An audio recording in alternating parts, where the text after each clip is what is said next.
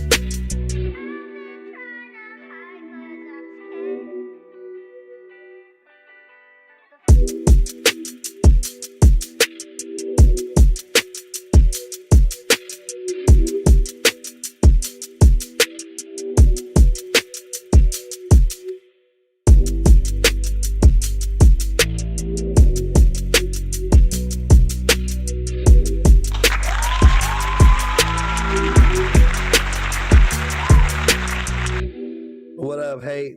Welcome to the chat, man. You know we love when the members show up. Alley Cat, welcome to the chat.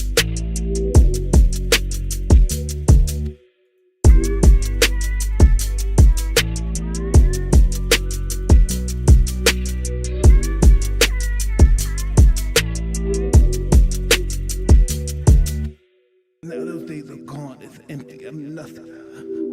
I'm working on being the art of humbleness. Can you be with me? That's the reason why I'm crying, because I'm not that person no more.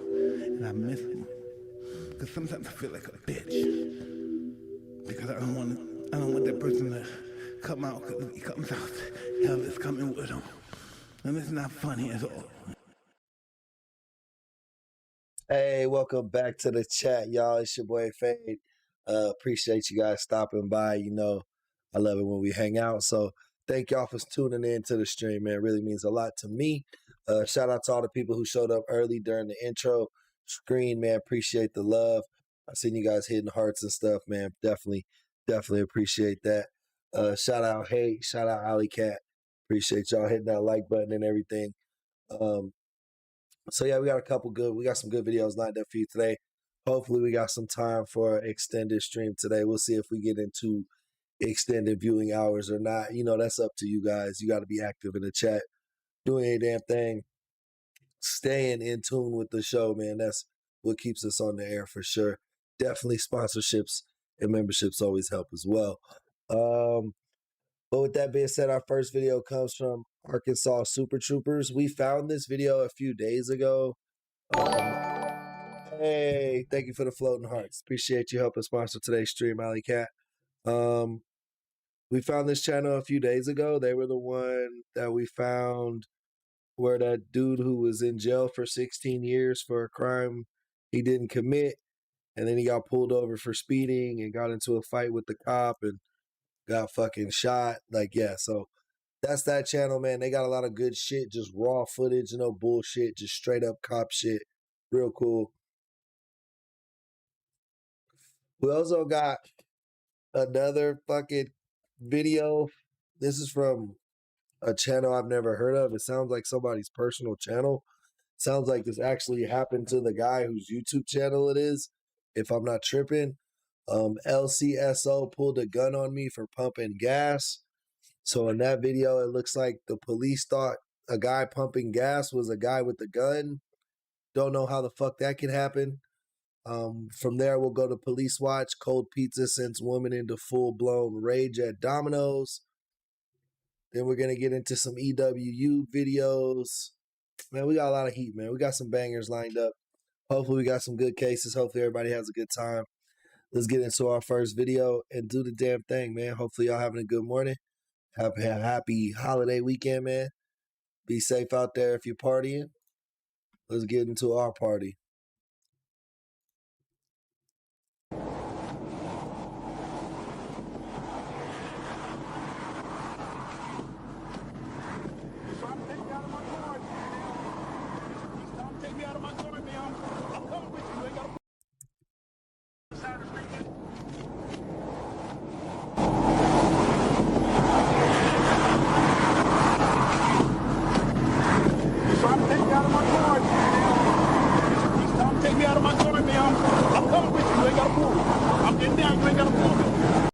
All right, so I think he was on the cops with the police while he was being pulled over by the police.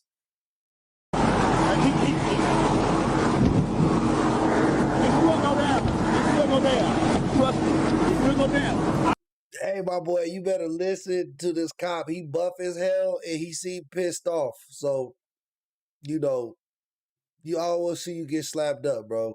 I'm just saying. You work at Zaxby's, you know, you got. I don't think you're in the physical shape to be fucking with this cop, bro. Just chill out. I got a messed up heel. If you fuck my heel, go down. It will.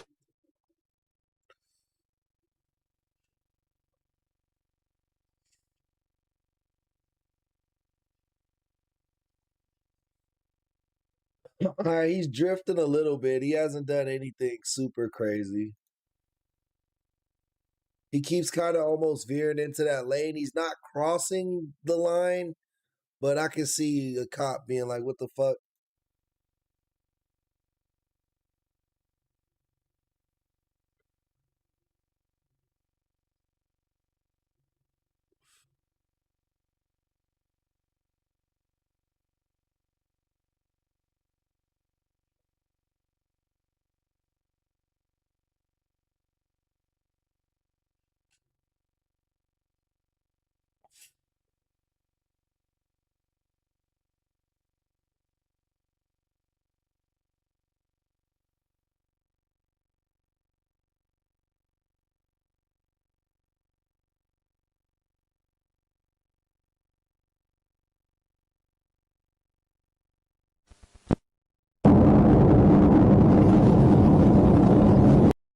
Oh, that was a whole different truck. That looked a lot like the truck he pulled over, but it looks like it was a whole different truck. I think this is the truck he pulled over. The one coming onto the on-ramp right now. This one. That's the one he pulled over. The other white truck is behind him that we saw earlier in the video.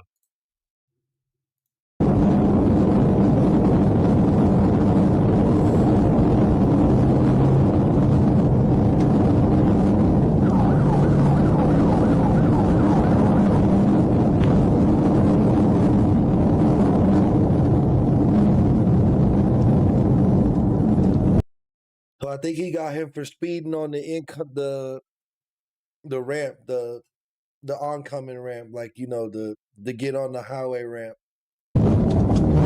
Entrance ramp. I could not think of the fucking word, bro. My bad.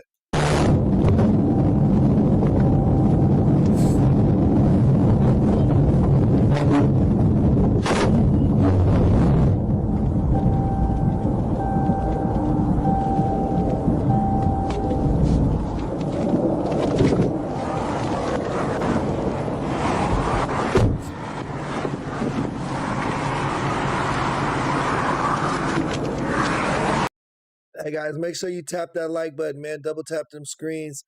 We starting to fill up in here now, man. Let's get those likes up. Let's have a big stream. Let's make sure we get into extended viewing hours today, man.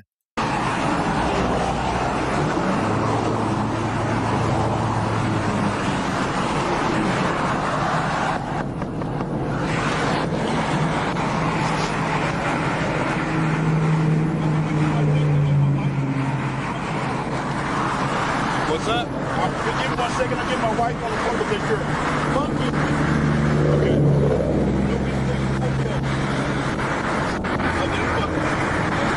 I need your license and insurance. I get my wife on the phone.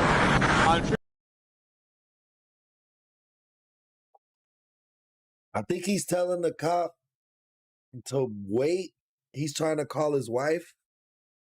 Bro, your wife can't do nothing for you right now, bro. She only the boss at your house. She not the boss in the real world.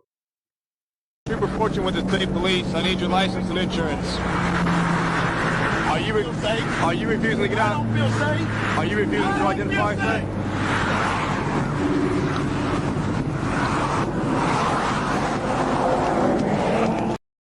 He just said, I don't feel safe. I don't feel safe. I don't feel safe.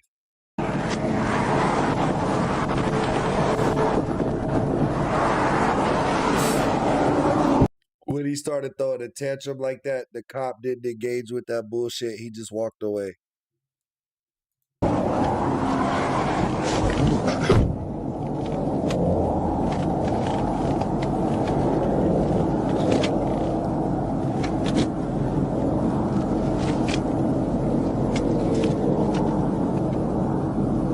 Feels like the officer's back in his car now. I can't tell.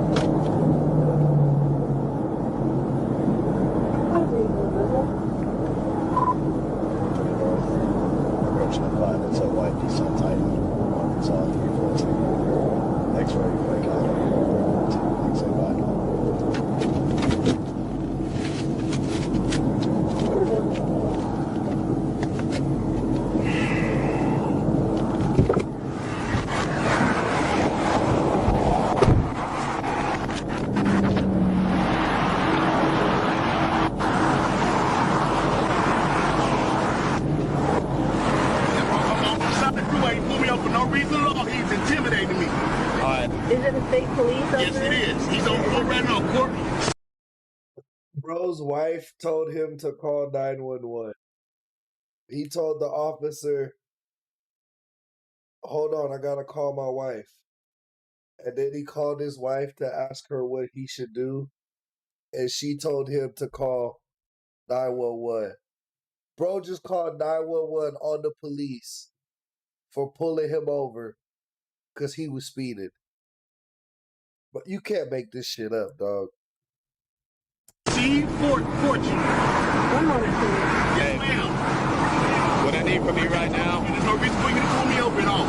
What I need from you right now is your license and insurance. No reason right now. I'm trying to report you. There's no reason for you to pull me over at all.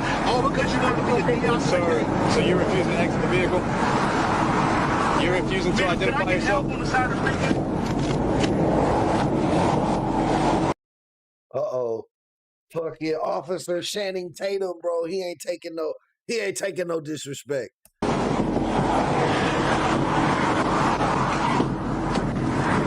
trying to take me out of my car. He's trying to take me out of my car, man.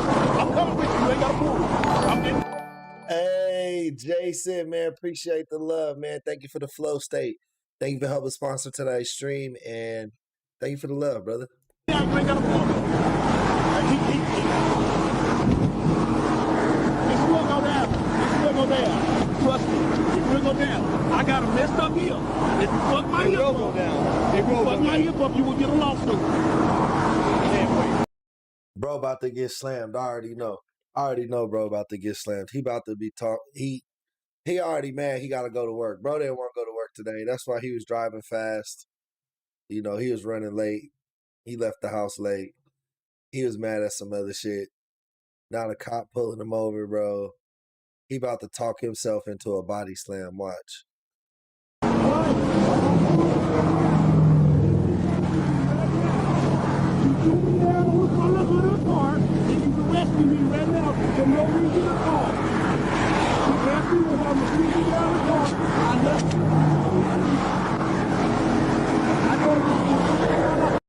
He on the phone with 911 right now while he getting arrested, bro. That's crazy.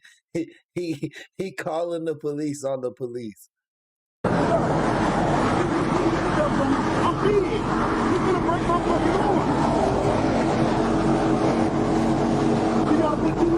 To be honest with you, though, he hasn't done nothing to resist besides he just talking to the 911 officer. He ain't did nothing yet. You're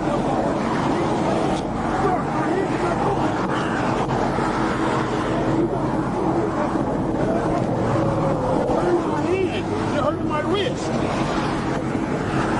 You pulled me over just because of authority of badge. You had no reason to.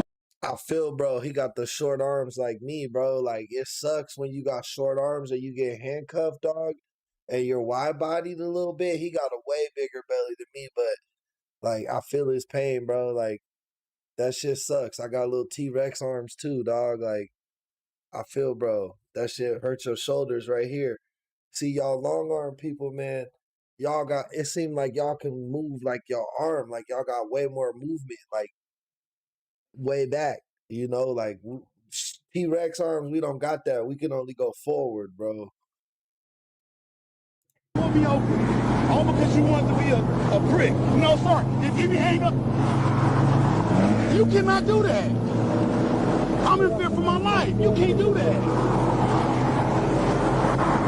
You cannot do that. I'm in fear for my life, man.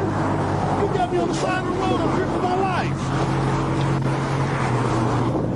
Now, what is the reason why I'm being detained? You're not detained. You're under arrest. What am I under arrest for? What am I under arrest for? Why are you pushing me like an asshole? You fucking prick! You fucking prick! You fucking prick! You fucking prick! You fucking asshole! You fucking prick! Well, he's already in the car now, so like, if the cop does anything wild, if they get into a confrontation, bro, if they get into a confrontation after this, I gotta kind of say it's the cop's fault no matter what happens. Because how the fuck do we get back out the car? You know?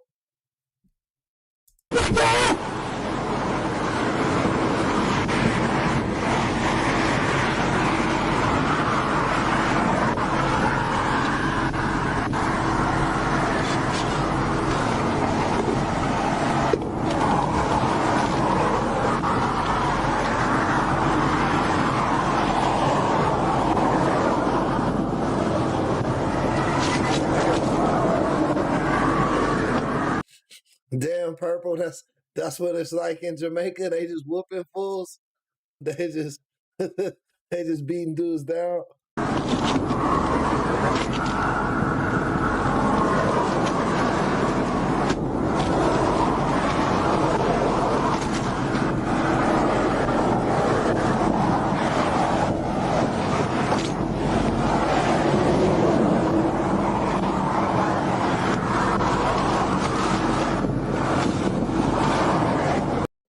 Bro gotta be the manager of Zaxby's or something. I ain't gonna lie, his little Titan, that's a nice truck, bro. I like his Titan. He got the cream interior. He probably got the leather seats.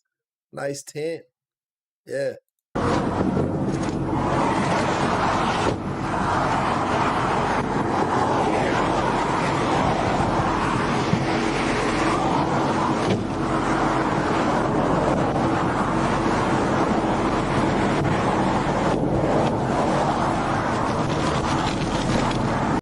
What up, Cherokee? This case, I don't know when this case is from. I saw someone in the chat said a lawsuit came from this. Fucking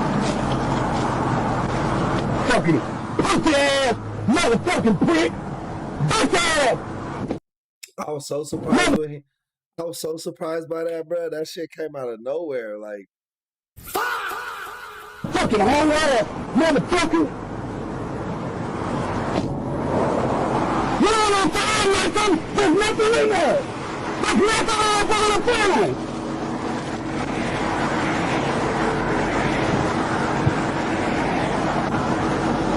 Pussy shit!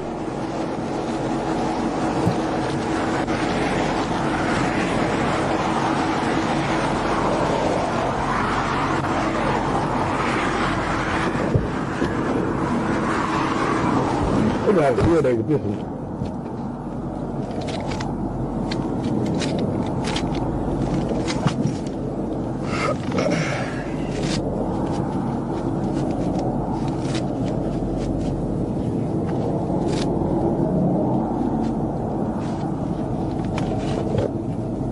When I leave, I'm going straight to the hospital so they can see pieces of my handcuffs. I asked you to put 2 handcuffs on me. Definitely will. Word, they only put 2 handcuffs on like big people, bro. If you like a small dude or an average size dude with like fucking little arms, bro, and a pot belly, you fuck, bro. They not giving you no 2 cuffs. Like, I don't know why everybody just be like lording to tall dudes, bro. Like, I'm not even trying to hate on tall dudes, bro. Like, I got a lot of animosity towards tall dudes, and I'm not even taking that out on y'all right now. I'm just saying, like, everybody loves tall dudes, bro. So like they get fucking 2 handcuffs, like off bat, they always get 2 handcuffs. Like, what the fuck is that, bro? They arms is long. They don't need 2 handcuffs. My short king right here, he need 2 handcuffs because we got little arms, bro. That shit don't reach. I've been telling y'all about that. You're under arrest for interference with law enforcement. I did not do shit. Yeah, whatever. It's gonna be thrown out. I ain't sure shit. You pulled me over illegally, and then I was on the phone with the police, and AJ, thank you for the sub. you hung up on the police when I was trying to tell them I needed help.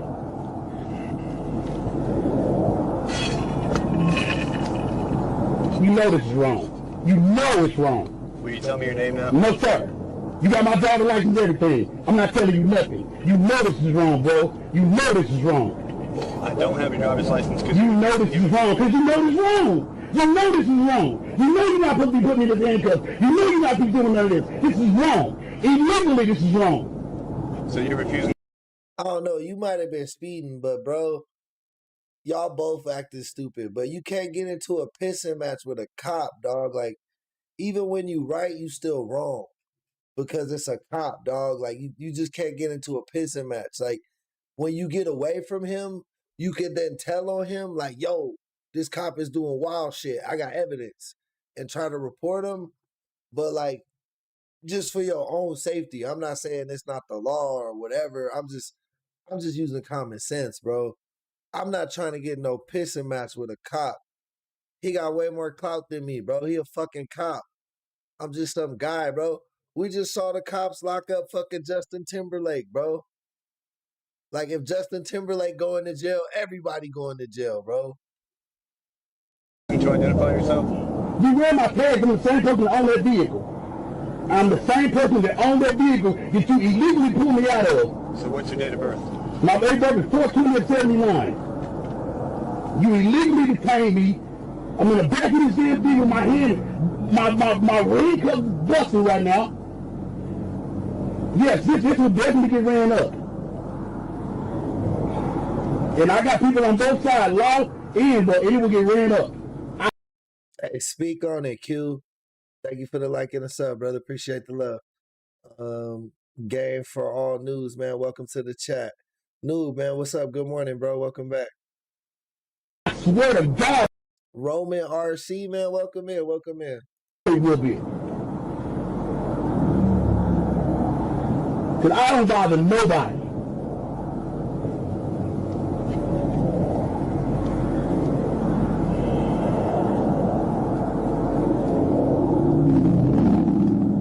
I honestly wish I would not use y'all authority like this. This is some bullshit. This is shit. Why people don't like y'all.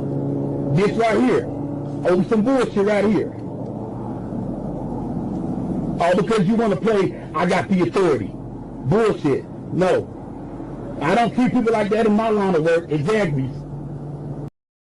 Yeah, that's what I'm saying. I don't even think he's wrong right now. Like, what the guy's saying is not even necessarily wrong. It's just, I don't think you're like in a position to do that. Like, for your own safety, you know?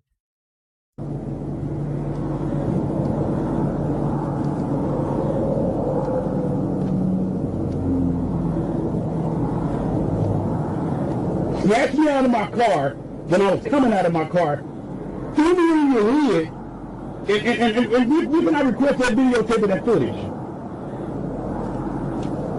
You don't know your job now? All of a sudden you doing your job trying to arrest me for something I didn't do. So now you don't know your job now? That is ironically funny. And I know everything in here is being recorded. So you don't know your job now on that? Oh, now you don't answer him. Yeah, that's smart. That's smart. That's smart.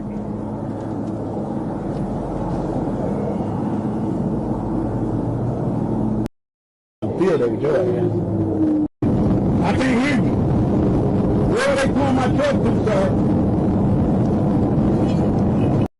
Yo, that's kind of fucked up, bro. You going to jail off a speeding ticket, dog. That's some bullshit. Sir, where are they pulling my truck to?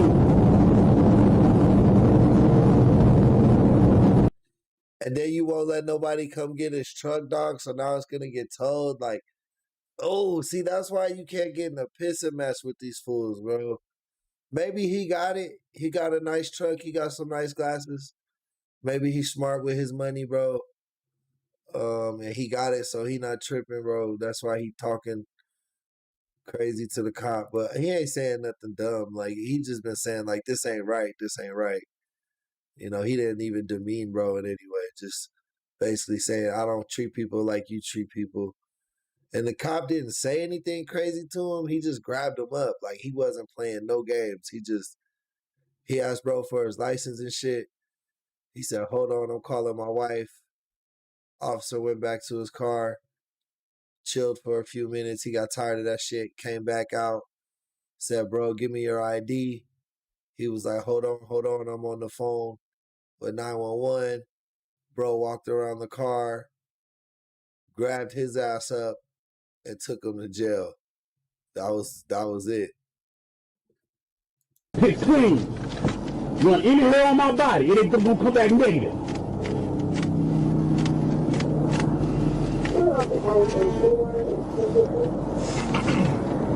He pulled me over illegally. He detained me illegally. Can I get help from police?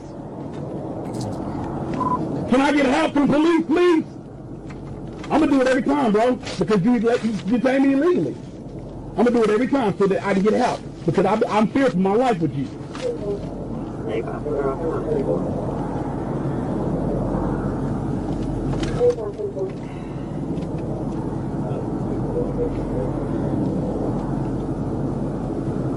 Thank you.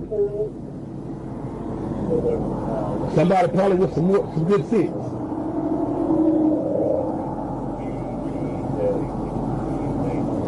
Do you have any insurance on here? Yes, I do got insurance. It's on the phone that you slammed on the car, and I will be filing that too. Yeah, you can't tell me. It's insured, and I got somebody coming right now. That's getting tough. See, that's fucked up. Yeah, bro, this cop got way too petty, bro. Like, but you gotta remember, bro, cops are just police too. I mean, people too. Like, you go to McDonald's and a motherfucker got yelled at by his chick because he don't make enough money, and he come to work mad that day, and you fucking come in there talking shit. He might, drop your hamburger on the ground or some shit. Same thing with a cop, bro. He fucking drinking, and his wife fucking sleeping with her trainer and shit, about to leave him. And then you pull up talking shit, dog. He like, fuck you, bro. I'm a cop still. Like, I'm a cop. I'm not saying that's right, but you gotta think people are like cavemen, bro. People are like animals, bro. Like, you just gotta think, like, what's the dumbest thing somebody would do? And then be like, oh yes. And then be like, damn, yeah, they would do that. Even if you don't think they would do that, bro, they would do that shit. Trust me, bro. What's the dumbest thing you could think of, bro? Somebody did that shit, bro. I promise you. I called 911 because he pulled me over illegally. I was in the left lane. He flashed his right. I pulled back over. Then he put me in handcuffs. My wrists are bleeding right now. Nope. Did you come to assist me from the 911 call? Why are you doing it? Because he's going to jail. And ask him why. Ask him why, because he got an attitude.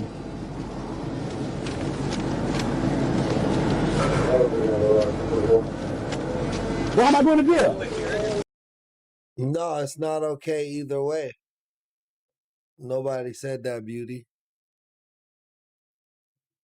I'm just saying, like, you got to be smart. You know what I mean? Dude probably should have got a settlement. If he won this case, that's cool. Like, that's dope. But we don't try to, like, you know, go too crazy in it. The cop was definitely in the wrong. He was mad aggressive, but he didn't hurt bro. But he didn't have to tow bro or fucking take him to jail. Like, he literally was targeting this guy. That's why I said at most he had a traffic ticket, and I don't think you could go to jail for a traffic ticket. Bro was extra for calling 911 and shit, but you know, maybe he was right because this guy was fucking crazy, you know, the way he grabbed him out the car. Even when he put him on the the the hood of the cop car, it was mad aggressive.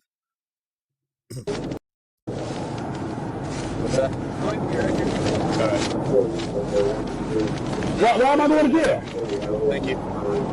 You see what I'm saying? Ma'am, where's the police I called? Where's the police I called? So this is the reaction we get. Is your corporal going to be down there? Will your corporal be down there? I'm asking the gentleman will his corporal be there so we can face this up. But apparently he's not trying to talk to me. Can we hurry up and get out the side of the road because my hands are hurting from when you put these handcuffs on me illegally. I got a messed up rotator cuff. Can we get to wherever we get to get so I can get my people on top of I told you, bro, when you got short arms and you get cuffed, bro, it's on your shoulders, dog. It's so bad. Especially if it's for like an extended period of time. It's crazy. Like, short arm guys need cuffs, need 2 pairs of cuffs more than tall guys need 2 pairs of cuffs. But every time a cop sees a tall guy, he just be like, oh, I got 2 pairs of cuffs for him. Like, get off his dick, bro. Like, what the fuck? getting you suspended.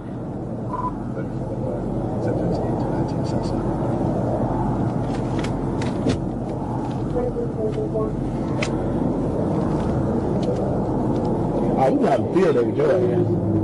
Lord have mercy. Yeah, we're gonna have a field day. Now, where they throwing my truck at? Where are they throwing my truck to? See, he ain't even telling them where his truck's going, none of that shit, bro. He literally just inconvenienced, bro. Like, he was so mad he called 911. He fucking shut down the rest of his day, bro. He put a wrap on his day. My truck to? I can't hear you. Where are they throwing my truck to, sir? Sir, where are they throwing my truck to?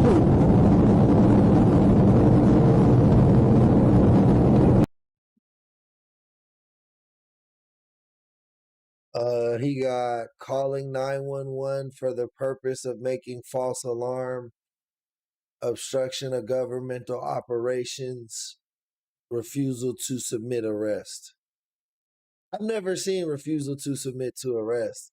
And bro didn't not refuse, bro. Like, hold up. Like, these bro definitely did not refuse anything. He went into jail. He talked. But that is his freedom of speech, bro. He didn't threaten the cop. He didn't demean the officer. I'm with bro on this one.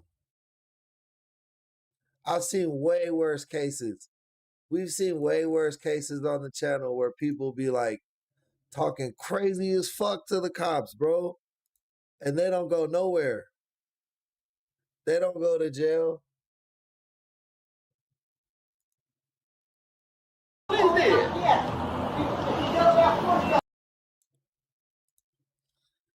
All right, this next one is from Robert Thomas Skovic. It's from about 8 months ago at a Circle K.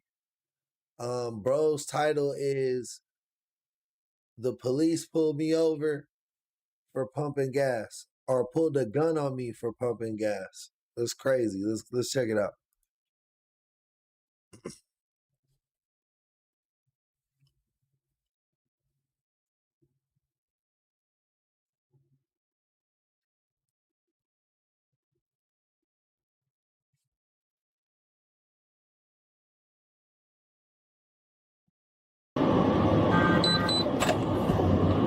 I said very hard dispatcher. I'm have a weapons incident, Circle K, 7th Monroe. Hey, what me worry, man? What's poppin', man? Welcome in.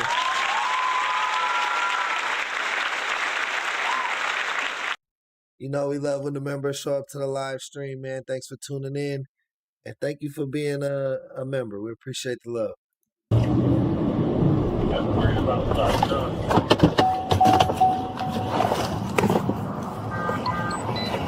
What do you have in your hand?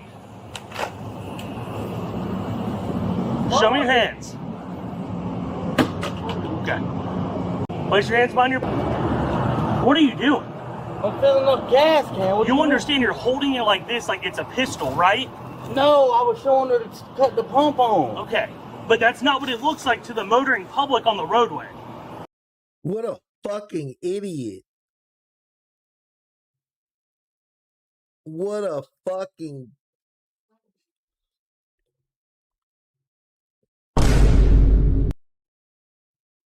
What the fuck was bro talking about?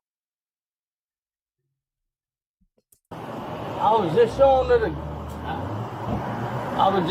the thing to let her know to get the gas. Do you have bro. your ID on you? Yeah. Okay. Can I turn around? Yeah, Am that's I fine. straight? Dang, Gotta wake up early for the early morning stream. Alright. But you understand you're holding it like this and it looks like a handgun, right? No, I'm trying to let her know to pump the gas, bro. Okay. Why you? What the fuck? You just pulled a gun out on me.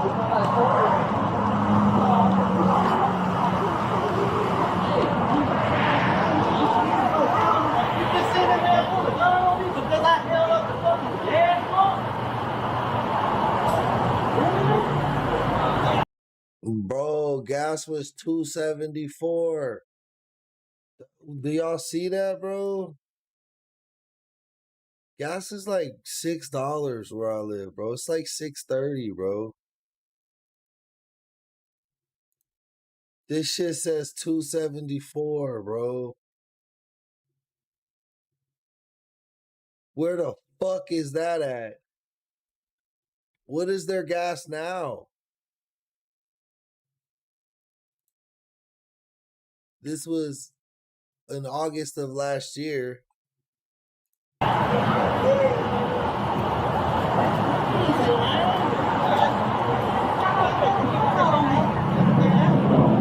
Yeah, I'm 10-4. Sorry, there's an individual who had something that looked like a gun in his hand. Got out working through it.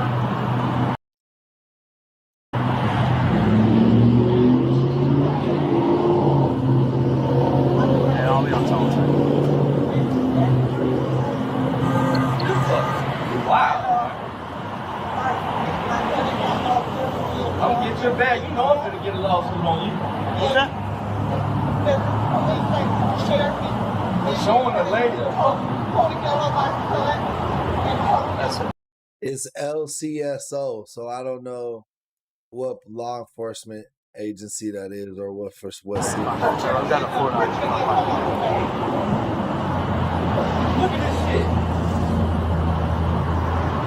Let me tell you what this motherfucker just did. I'm getting it. Man, I'm finna lost the hell out there. 521-775-87. Bro, Booger, you would think this shit from August of last year, bro. This shit only a year old, bro. Like, what happened, dog? 274 wasn't bad, bro. I was cool with 274, bro. I'm cool. Go back to $8 eggs and 274 gas, bro. Fuck eggs, bro. I need gas. Man just got out of pulled a gun on me. The police did. Because I held up the thing to let them know I needed to pump his ass. They got cameras down here. 521-775-1442. Put your hands in there. Put your hands behind your back. Yeah, what? I'm sure there's cameras. Mr. Rupp. I ain't got nothing to say to you, bro. I ain't did shit and I ain't been entertained. I want to go. I don't got nothing to say to you. You know what you did. I don't got no rap for you. This has got to be Florida. Well, it looks like he's holding a gun. Man, that don't look like no gun when you see this bitch right here swinging. I didn't see that, sir. Tell him, Robert. Tell him, Robert. Fuck that cop. How you think a fucking gun was a gas pump? You dumb as hell. Yeah, you saw what you wanted to see. You saw a motherfucker with tattoos. Why would I be holding a gun like this right here? Hey, who? Man, you saw what you wanted to see. You profiling motherfucker. Hey, I want your badge number though. I need all that. It's 385. I need all that. It's 385. I know it, dude. Damn, bro. The first two cases, back to back, the cops been fucking up. The first two cases, they've been fucking up, bro. You know we be always calling out the W police officers. You know we gotta tell you when they fucking up, bro. The first two, we didn't even set it up like this, bro. Look at the thumbnail. When I read that fucking last video, like I don't watch the videos before I watch them with you. I just look at the thumbnail and I look at the titles. And then I'm like, all right, let's go. You know, it's a fucking reaction commentary channel. I don't want to know the fucking cases. Because then when I do Detective Fade shit, it's not Detective Fade if I know the story. You know what I mean? So, with that being said, I fucking had no clue. I kind of knew the cops fucked up in this one, but I didn't know the cop was going to fuck up in the first one. I thought they were going to get into a fucking wrestling match or some shit. That's what the Arkansas channel be having. The Arkansas police be wrestling, bro. Go back on this lives. Anytime that channel is on, it's some fucking WWE shit. But yeah, man.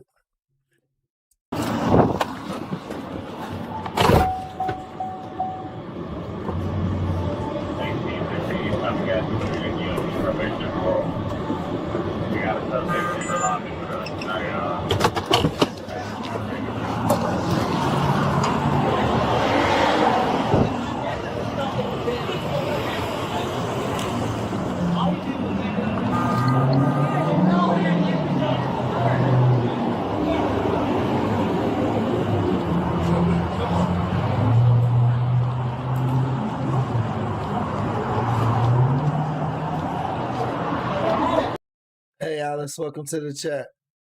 I should have bought some chocolate today. I bought a whole bunch of chips at the store today, but I should have bought some chocolate.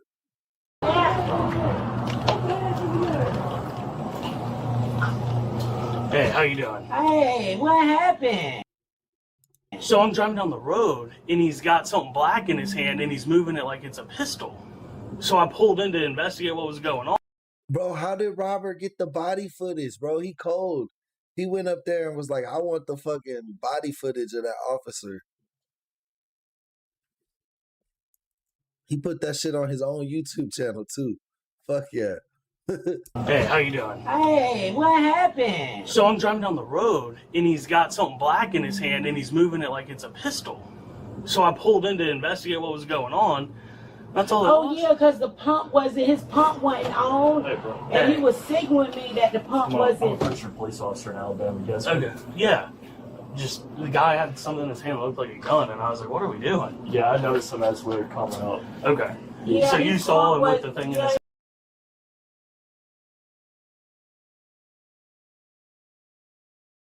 All right, Booger, have a good day, brother. hand? I saw him with a gas pump in his hand, yeah.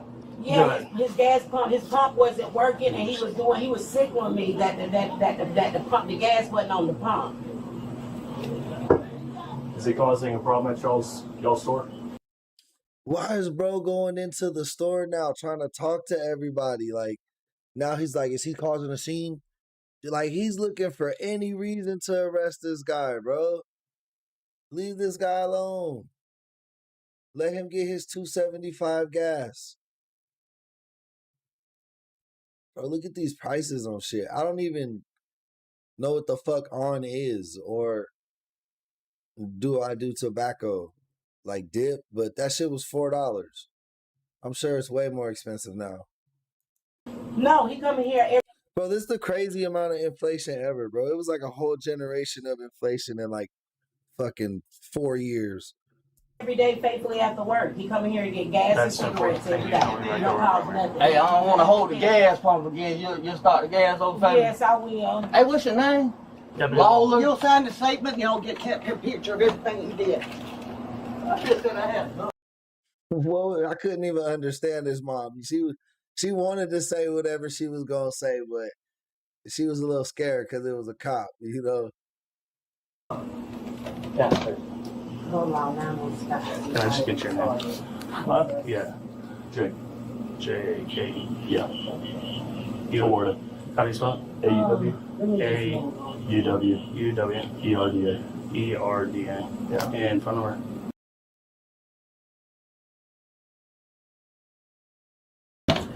Okay. Just say a witness thing. Okay, I'm gonna have to put his 936 And you work for who? I'm Pritchard Police Department. Pritchard in Alabama. Yeah. P-R-I-T-C-H-A-R-D. Yeah. Okay. You spelled it better than some of the locals we got. Yeah, so what did you see when you pulled in? Come on, baby. He was just holding this gas pump up like this. I don't know what. Bro, every time I see somebody argue, it don't matter where they from, Ray TV. Every time I see somebody argue with the cops, bro, they get locked up. It'd be like only the viral videos where somebody argues with the cops and get away with that shit, bro. Like, most people too poor to have an attorney, bro. So, and the cops know that. So, them fucking taking you to jail, bro, will fucking shut down your whole shit if you don't got like money or a support system to get you back out. What he had in his hand. He was just kind of raising it up. I don't know if he was trying to straighten it out or what. Okay. You can see my law enforcement ID. I know a lot of people. It ain't jail what makes me afraid of the police, bro. It's not even jail, bro. It's like being able to like do good in life, bro. Like, life is so hard, regular. Like, if you don't come from like a distinguished family, or like your parents didn't pay for your college and buy you a starter car and like set credit cards up for you, like, if that shit didn't happen, bro, I'm not saying it's impossible, but it's hard. Like, you can't fuck up. You got to be perfect. Because anytime a poor kid fucks up, it takes years to get that shit back on track. But anytime somebody would like, and when I say rich, I don't mean millionaire, like just somebody who has parents with their shit together. You know what I mean? Like, it's different, bro. It's like, it's levels to this world. I appreciate it. All right, you have a great day. No problem. You're safe out there, all right? Thank you. Thank you for your service. Absolutely. The gas wasn't on the pump, and I thought it was on the pump. I seen him do that, and I was like, "Oh, his gas not on there." So that's why he was holding it up. He was signaling. Because he was holding. It wasn't the gas nozzle. He was holding something else up. Oh, when I seen him, he was holding the gas pump. He was signaling. The part with the hose. Yeah. When I saw him, he didn't have the thing with the hose. He had something else.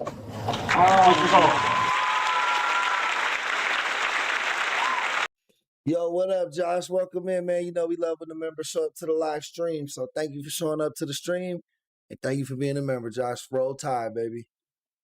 Oh, okay. Because I'm like, wait a minute, what's going on with Green? Because he come in here every day. He's very friendly. He's respectful. Okay. See, the workers know him and shit. The cop being like, is he starting trouble, trying to get him locked up and shit? This cop a bitch, bro, for real. And him and his wife come every day. Okay. Monday through Friday. They stop out here, he get his $15 worth of gas and his 2 cigarettes and he roll on out. Okay. Yeah. That's why I was like, oh my gosh, what's going on out there? He just left out of the store. Yeah, no, it's what I saw when I was driving down the road, you know what I mean? Right. So, I just want to make sure I don't want to get like held up or something. Right, and I thank you for being on that's the all it lookout, was. Because we get some crazy people. I get crazy people through here, Yeah. so I'm glad y'all do be alert. Absolutely. You have a great day. I be up in here, honey, some days, all night by myself. Yes, ma'am. So I'm glad that y'all be alert. But yeah, he's really kind. I'm sorry. How do you spell your S-H? S-H-A-N-I-K-A. Thank you, love bug. No problem. In the last name? Crittenden, C-R-I-T-T-E-N. C-R-I-T-T. E-N. D as in dog, E-N. And your date of birth? 5/16/81. And that works for me. Oh, good. Bro, just over here policing for no reason at this point. You can leave. Like, if anything, this police officer is causing a commotion at this point. Phone number? 334-714-4280. 714-4280. Mm-hmm. Okay, I appreciate it. Okay. Thank you. Why my name had to get put down? Just, they like us to just document it. Oh, okay. That I made contact with the clerk, everything's fine. Yeah, that's fine. So that's all. I ain't got no warrants in that name. All right. Good.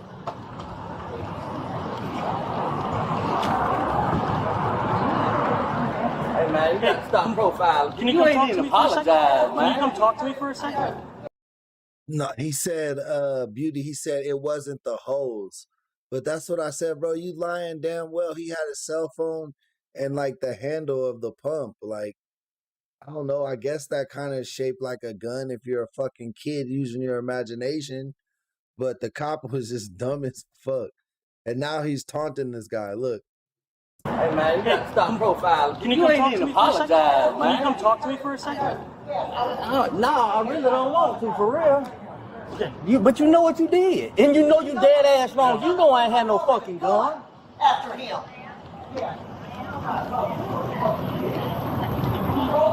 I want to say it's Florida, but I don't see enough palm trees.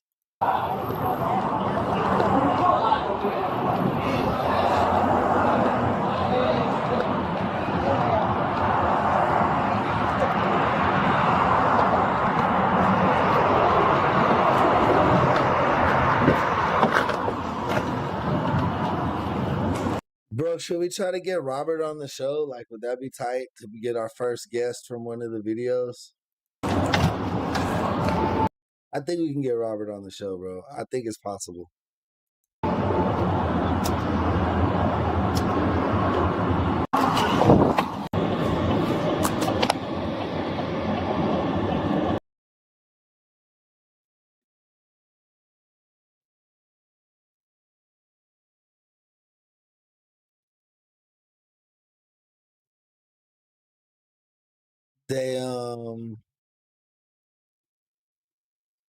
Yeah, y'all think we should try to get Robert on the show? Chat, let me know. I think we can get him on the show. He got a YouTube page. He got the footage, bro, of his own of that own interaction. I don't know how he got that shit from the police station. I'd like to ask him. He seemed like a good dude. He seemed like he'd be a fun conversation. I don't know. Let me know what y'all think. Should we do that?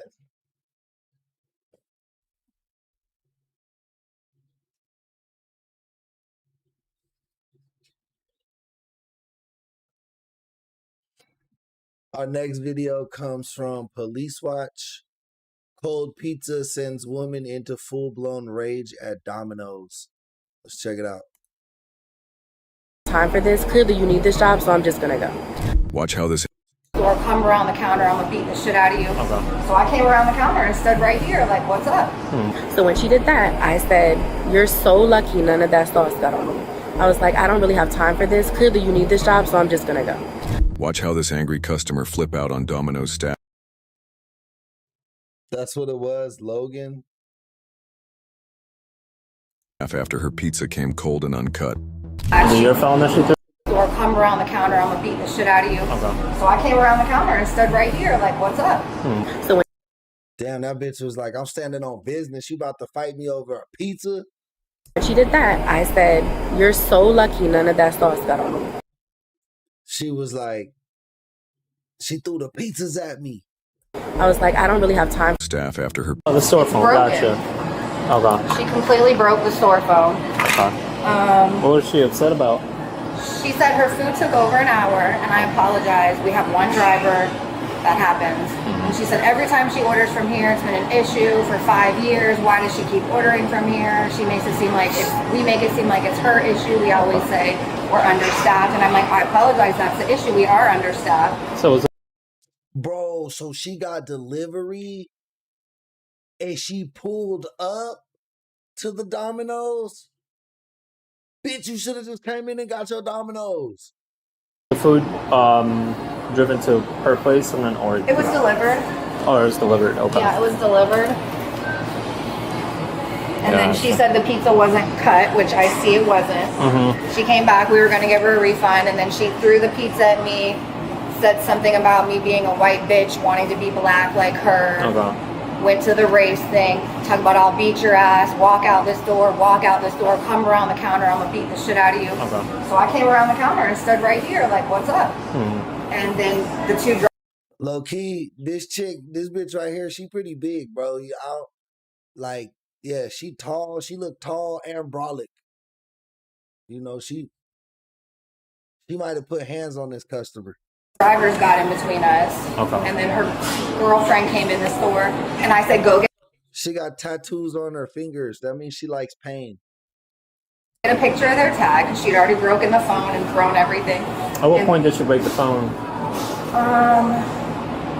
After she threw the pizza, she picked the phone up and slammed it down and flung it that way. These were in here. Okay. I mean, the phone's broken.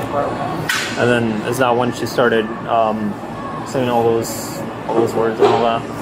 Okay. And then the girlfriend came in, and I said, go get a picture of the tag. And they said, oh, you won't be getting a picture of our tag. And I said, yeah, we will. Okay. Do you remember what she was wearing? What kind of clothes? The one that threw the stuff and broke the thing was in pink pajama pants with like pajama little pants. designs on them, and a black shirt with a design on the front, hair down, edges laid on her face, big flowy hair. The stud was in a gray sweatsuit. Was that the other one? One driving. Okay. The stud, she had the stud girlfriend that was in there like, what's up? One driving. What's your first name? How did she slide it? Can you show me the motion? How did she do it? Drewski would have been on that. Drewski would have been on that.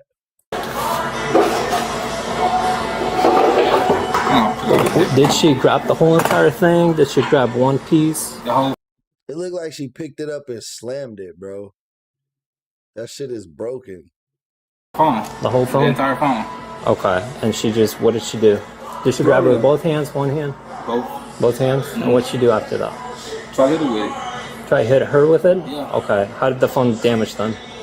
Did she... I mean, it was a lot of motion. I can't just tell you how the motion went, why it got damaged, but... Okay. Do you remember it being slammed or... I'm not talking to you. It was a lot going on. I was trying to make sure that nobody hit nobody. What? I was trying to make sure nobody made no move to hit nobody. But I seen the phone up in the air. Okay. Do you remember if it struck any of the tables for it to damage the way it did? It hit the counter. I hit the counter. Yeah. Okay. Counter.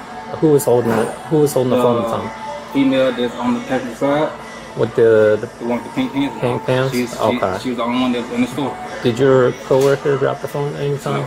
No. Okay. Oh, and you said those cameras are working for sure?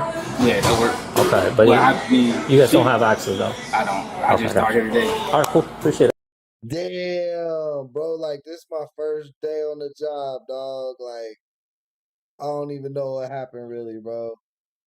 The coworker lady slamming shit in the back. She so bad. Like, she got bad when the cop told her, hey, I need to hear it from him. I got something to play. So I spoke to the manager. I got their side of the story. Can I speak to you about? Sure. Okay. So around like 12, I ordered a pizza. It was online. 12. Yes, the pizza got there maybe like 1:15ish. Hey, John, man, thank you for the goal. Appreciate the love. So there was a guy with dreads. He delivered the pizza. Right. So I went in the house, obviously opened the pizza. I saw the pizza. I ordered pizza and wings. When I opened the box, the pizza was not cut. How they cut it, wasn't cut at all. So you were right, upset, right? correct. Okay. So I called, and first time no one answered. You don't got a pizza cutter, bro? I got a pizza cutter, bro. It's not even, it's just a little wheel. It's like a little metal wheel, and you just roll it across the pizza. Like, you don't got one of those at the house? I figured they were about to close at 2. I wouldn't even drive all the way back up there, bro. I would just cut it with a big knife. You don't got like a wide knife, you could just like chop it. So let me call back again. Like a white female answered the phone. So I'm like, hi, I just ordered a pizza. I ordered a pizza and wings. My pizza wasn't cut. Do you guys still like cut the pizza in like the sections like you normally do? She said, yeah. So I was like, okay, well my pizza wasn't cut. I was like, and I live right around the corner. I've lived here for like 6 years. Every time I come up here or deliver, it's always a problem. Right. And then she's like, well, we're short staffed. And if the only issue that you had was that it was a long time, but your pizza was right, then I don't think you should be complaining about the fact that it wasn't cut, which I felt like was really rude. So I'm like, well, no. I'm like, well, I have a right to complain. If it was not cut, then it wasn't cut. Right. And she just wanted to get a refund, bro. She wanted to get a refund for no reason. They was gonna be like, all right, we'll just give you a refund. And when they didn't want to make her a new one, bro, that's what started the fight. She wanted to go up there, get the refund, keep the uncut pizza. That was her plan.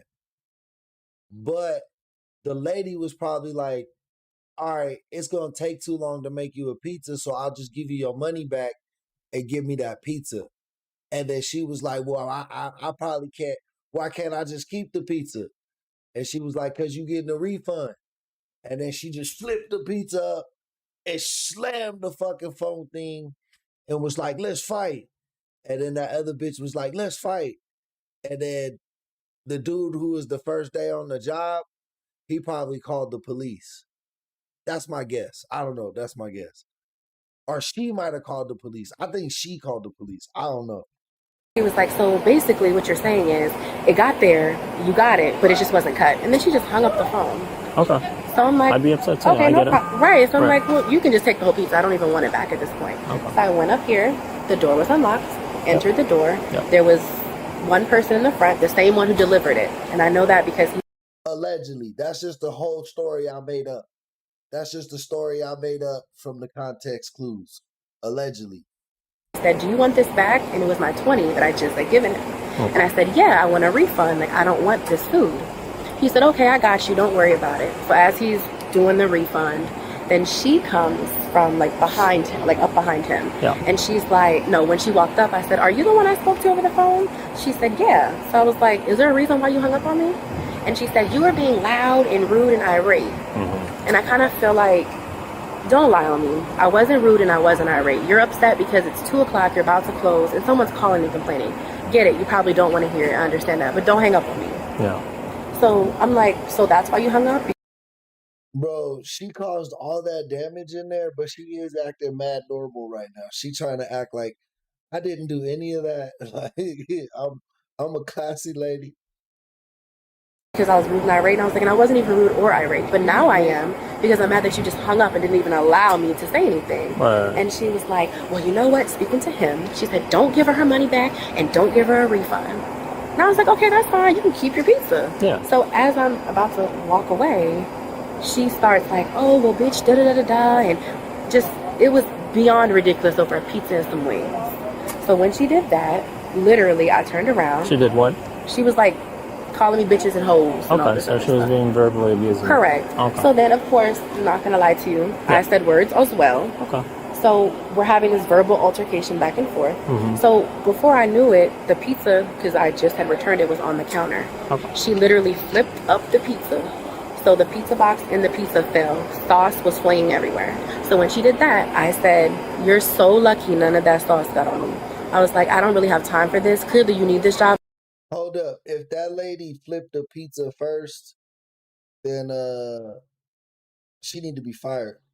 So I'm just gonna go. So she literally, and there was another guy in there too at that point. I noticed he was there. I guess he came from the back. So she came around the counter. So at this point, we're like here. Yeah. So then one of the coworkers. Where was the pizza at the time? I believe it was on when it got flung. On the either the floor or on the counter. It flipped up. I really didn't see it. Okay. I think it was on the floor. I know the box was definitely on the floor though. Like on the floor? Yes, on the floor. Who placed the pizza on the floor? When she flicked it up, like when she was on the counter and she flicked the box up. Okay, so the box was on the counter when she flicked it up? Correct, when I returned it, right. Okay. So then she flicked it up, it fell, it flew in the air, and pizza sauce is everywhere. Okay. So that's when I said what I said. Yeah. Like, I hope it didn't get on me. You're lucky it didn't get on me. Right. Hey, what up, Roger? What up, Wes? At that point, we're just having an altercation back and forth still. So then she comes around the counter. So one of her coworkers was still behind the counter. The other one, who I guess was still in there the whole time, he came in between us. Okay. So then my friend, who was parked right over there next to her, that car, I believe it's hers, at that point, just walked in. Like, she walked in and was like trying to separate everything. So at that point, I just kind of walked outside. As we walked outside, she follows us outside and instructs one of her workers, I guess, to take a picture of the license plate, which was not a problem. Okay. Sat there, but that's why I'm here to sit, because I have nothing, I didn't do anything wrong. I'm not going to go home and have this big thing. So I stayed and waited for you to get here, because I figured after seeing her on the phone, she was home. Yeah. I'm a little concerned about the whole telephone that's on top of the counter.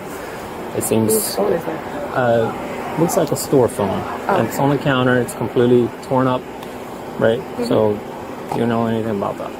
So I'm assuming that it either happened when she flicked the pizza up, or when I dropped it on the counter. Like when I said, "Oh, well, I don't want this anymore." I mean, pretty sure there maybe was something there. I don't really know exactly where I placed it, but when I did it, I literally scooted it up and was like, "Oh, well, I don't want it anymore." Now, it could have been firm. I don't really know. It was the heat of the moment. I'm not really sure, but I literally tossed it and was like. Well, it was a scoot, like scooted on the counter and was like, oh, I don't want this anymore. Right, so when you came in, you placed the pizza on the counter. Right. But then after she, remember, told him, oh, don't give her a refund. That's when I was like, oh, well, scooted it forward, was like, well, I don't want it anymore. And that's when I proceeded to walk out. Okay. Or turn around and walk away. So what do you think caused damage to the store telephone that's on top of the counter? I truly believe when she literally tossed the pizza, but like she literally came up to the counter and flipped it up. Okay. Like, I know that there was a register. Don't know exactly the placement of it, but I know that she for sure tossed it up. Like, okay, between you and I, the telephone looks completely torn up. Or a box, so cardboard box is not going to do that type of damage to. I mean, I'm sure that the establishment, I'm sure they got a fucking camera system, right? Like, there's got to be a security camera system. They were right by the register. You know, the camera points at the register, not to protect the employees, but to make sure they're not stealing. To the phone. So is there anything else? No, did you at any point touch the phone, attempt to break it? I didn't touch the phone or attempt to break it at all. I have a phone. I have no reason to do that. Why would the employee damage the phone? Why would the employee damage the phone? Their own store phone, yeah. I have no idea what she did. I don't know. So you don't know what happened to the phone. They're telling me you grabbed the phone, smashed it to pieces. I grabbed the phone and smashed it to pieces? Yeah, I mean, that's what they're alleging. I'm sorry, but no. Do you understand that there's cameras inside the store as well? I certainly understand that. Okay. But again, like I said, there was someone who was seeing the whole entire thing in the car. Like, I have no reason to lie at all. I understand. No, I'm just saying. There were feel multiple people inside the store as well that saw the altercation and what happened inside. Well, I don't think it was multiple. Well, I'm not going to say that. I'm not going to argue. Well, the manager and the other worker that was inside, correct? Correct. Including you and your friend, right? So yeah, it was them two, and I was there, and she was literally at the car watching the entire thing. I didn't break a phone. I have no reason to lie to you at all. But to sit here and say, oh. So you understand where I'm coming from, though, right? I just got to this call. Right. I go through those doors, pizza's everywhere, which makes sense, You said it was tossed by an employee. I look at the countertop, the whole entire phone, the store phone is completely shattered. It would take a lot of force. Yeah, but it took like she had to throw that shit down with both hands. That's exactly what I thought. First, to completely destroy that phone. It's not like it was knocked over or anything. It's literally in pieces. Right, but again. But do you see where I'm coming from? Like, I'm puzzled as how that occurred. Sir, I understand where you're coming from. Right, again. And there are people saying that they saw you toss the phone up and damage the phone. So either you're sitting here lying to my face about what happened about the phone, or because you know, next thing I'm going to look through the cameras and then we'll go from there. You can look at the camera, like I said I'm giving before. you another chance to tell me the truth about the phone. I don't like how you're speaking to me. Okay. No. What I'm saying to you is I told you the exact story. Okay. I didn't purposely go in and do anything to a phone. Like I said, I sat it on the counter. When I sat it on the counter, if this is the counter I'm walking up to, I literally sat it to the left of me. When I literally said, oh, well, you can keep it, I literally just scooted it up. Like, goddamn, bitch. How literally did you do this shit? Like, I didn't do anything to a phone. And I don't want to curse, but it damn sure wasn't on purpose. Like I said, I didn't do anything to a phone. I literally scooted it up. Scoot the pizza box. Correct. Right? Like, I flipped it up. Now, granted, again, it was the heat of the moment, but I didn't. If you're morning drinking, you gotta drink every time she says literally.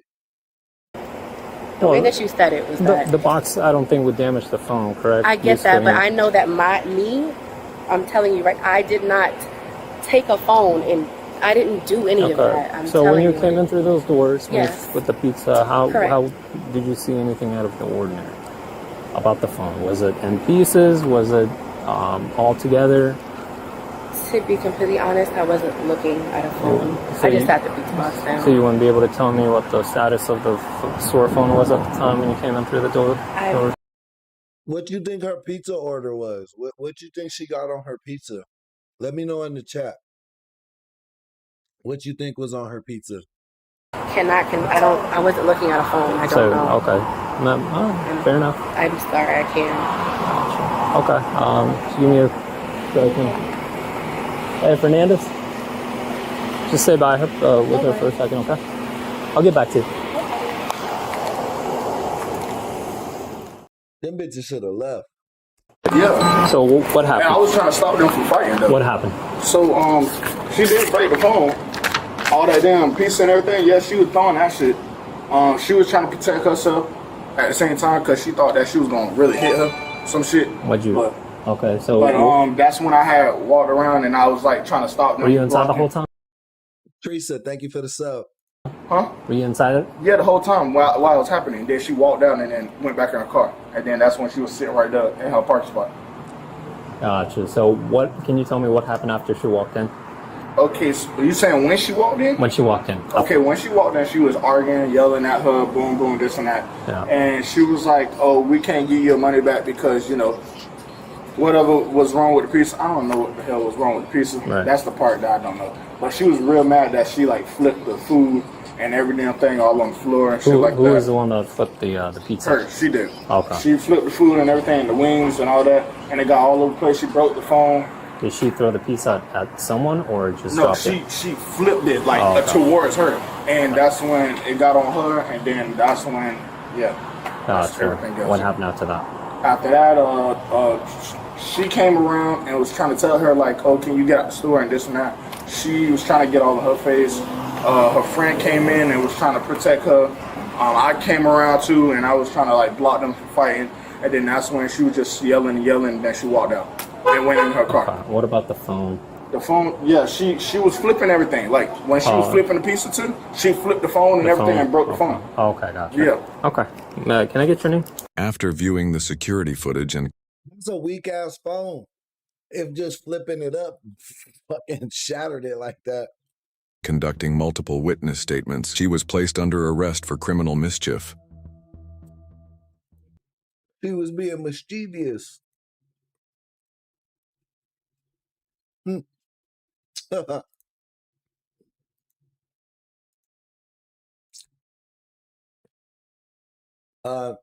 Next one, you know my favorite channel, EWU, man. The network of channels EWU has built is superb.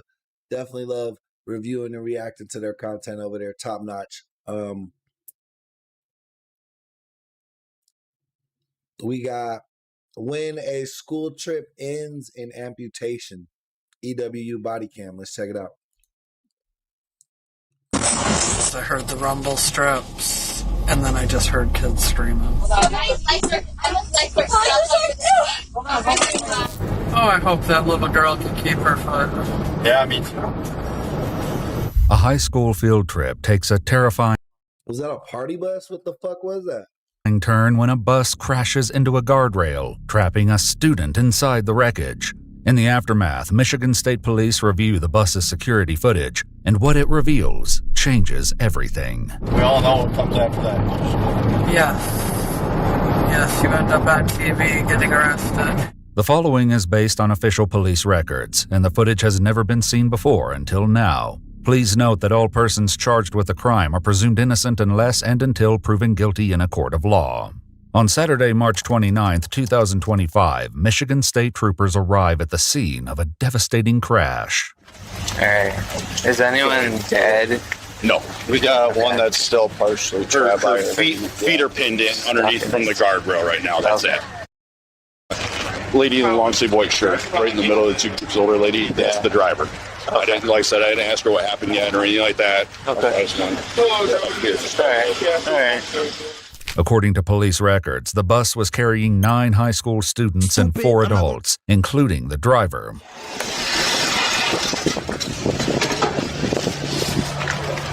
And just sheared the whole side of the bus off just now. A twisted chunk of the guardrail has pierced the bus, trapping a young teenager named Emma inside. As emergency crews work to free her, a state trooper checks on the other. Bro, that is a party. That is a party bus. What the fuck? School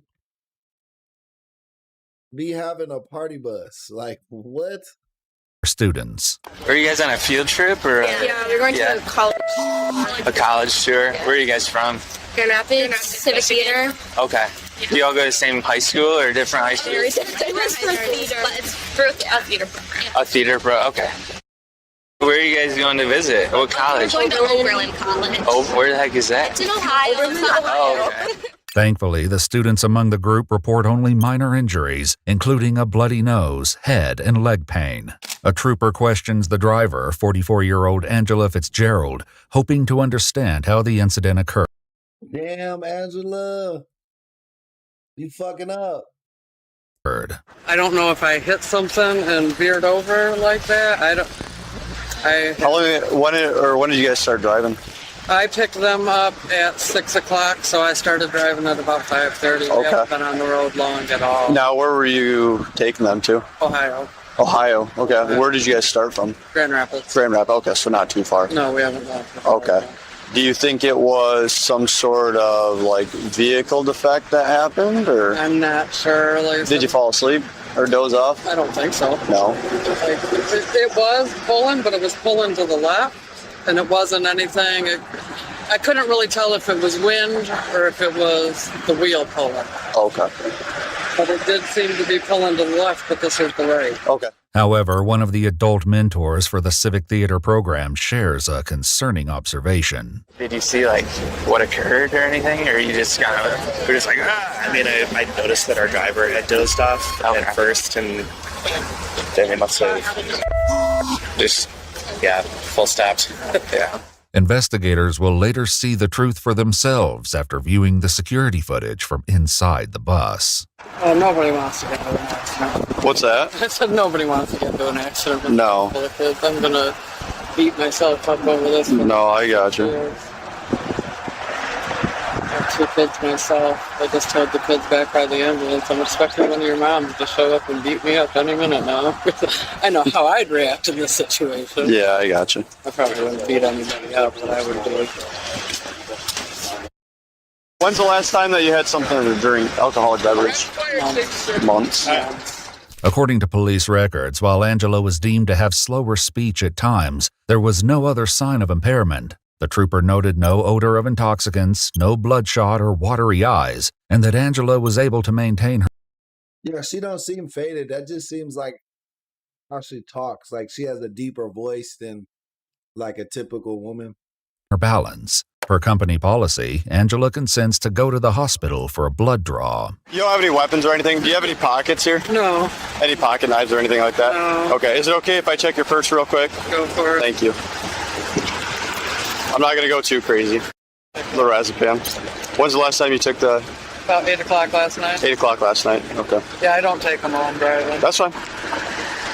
Okay, perfect. I'll have you take a seat in here. I'm not going to put you in handcuffs or anything, but Okay. I'll just fasten that. All right.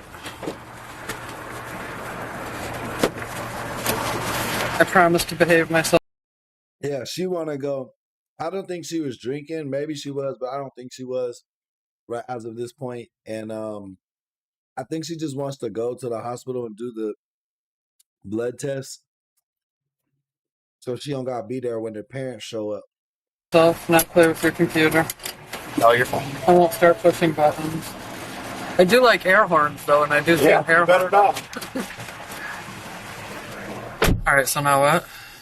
No, they're not gonna say nothing. Nobody will be there. I just need to start looking for new jobs, like right now. Once Emma is freed from the bus, Yeah, she know damn well she fired, bro. she cooked, bro. She know damn well. she's transported to Sparrow Lansing Hospital with a severe injury to her left foot and ankle. 3 other students are also transported by ambulance for treatment, and the rest are picked up by their parents at the crash site. While heading to the hospital for Angela's blood draw, the trooper updates his colleague over the phone. Though the news he shares about Emma is redacted, Angela has a clear reaction to what she's about to hear. Just past the exit is like the face of the guardrail. And then essentially what happened is the bus just ran down the side of the guardrail. It ended up shearing off the passenger side a little bit. And then hit one of the girls' foot. And she went down to Sparrow me. So that's why we're calling you guys. Oh, I hope that little girl can keep her foot.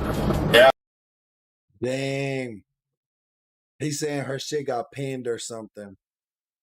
I mean, they might have to amputate the foot. According to Angela, she went to bed last night around 8 p.m. and got plenty of rest before this morning's drive. Did you feel tired driving? Did you have some coffee this morning? I didn't have any coffee this morning. I was a little tired. You were? Okay. But I've never fallen asleep in a car, period. Do you think that you dozed off? I mean, I don't think so. Like I said, I can't sleep in your car while you're driving. Okay. I'll get sick. Okay. So I can't see myself being able to... You don't know for sure? No, I don't know if the wind caught me, if I hit something and it knocked me to the side. I don't know. Okay. It just happened so fast. Gotcha. And then I heard the rumble strips, and then I just heard kids scream. Stupid, I'm not gonna let you get the... While Angela isn't certain what caused the crash, the bus's internal cameras captured every second and will soon show exactly how it all unfolded. Do I need to do a breathalyzer and stuff too? No, we'll just, they can I guess if you'd be willing to, that's fine. But I'll do whatever I need to do. You said you haven't drank in months anyways. No, I'm not. We were just laughing about it last night. You could come to my house and make just about any drink you want. Oh. We go to the store and buy alcohol and it never gets open. Yeah. I'm normally too tired to drink. Drinking makes you tired. Right. It definitely does. Unless you overdo it, and then it makes you stupid, and I'd rather not be either. And we all know what comes after that. Yeah, it looked like she was driving like a party bus. It was for the theater kids from their city or school district or whatever. They were taking them to a few different colleges for like a college tour. They were going to a particular college tour, and she just ran into the guardrail on the highway, like really bad. Yes, you end up on TV getting arrested. Something like that. Do you do any marijuana? I ate a couple gummies probably a week ago. A week ago? Yeah. If there's going to be anything else in my system, that's what it would be. Okay. Well, you said that was a week ago? Yeah. So that should be dissipated for everybody. At the hospital, a preliminary breath test reveals no indication of alcohol in Angela's system. Any other potential impairment would depend on the results of her blood test. Meanwhile, after receiving crash data from the bus, the troopers discuss the results, which capture the violence of the crash in shocking detail. She was going 68 on cruise control the entire time leading up, no braking until 0.2 seconds before the near collision, before the near deployment, which would have been the collision with the guardrail. Right. and at that 0.2 seconds before she jerks the wheel. She did say she hit the rumble strips. I don't know if that has anything to do. She would have went past the strips. Hmm. In order to hit where she did on that guardrail, I think she would have been past the rumble. Okay. But she jerked it back. That's what made it a glancing blow with the guardrail. Gotcha. So she would have been going straight at it if she didn't. Because with the road curve there, Yep. she would have teed it up. Ooh.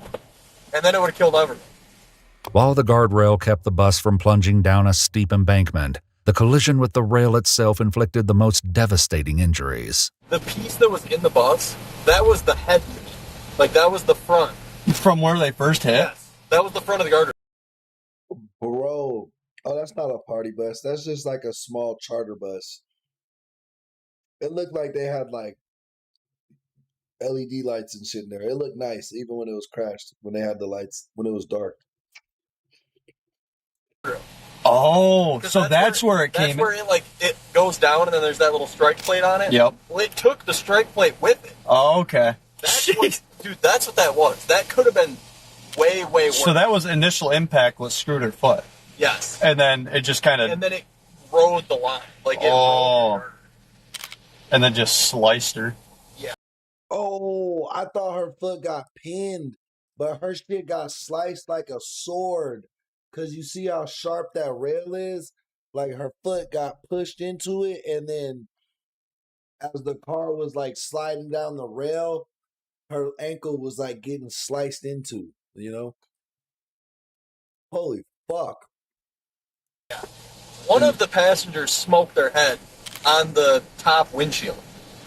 What? There's a perfect head strike. Like the front windshield? Yeah. So like there's the like by the driver windshield. Up above. Like if you're standing straight up, dude, they went launched. According to police records, a young girl named Michaela was among those transported to the I felt like the cop wanted to laugh a little bit when he said that shit, bro. He was like hyped and excited a little bit.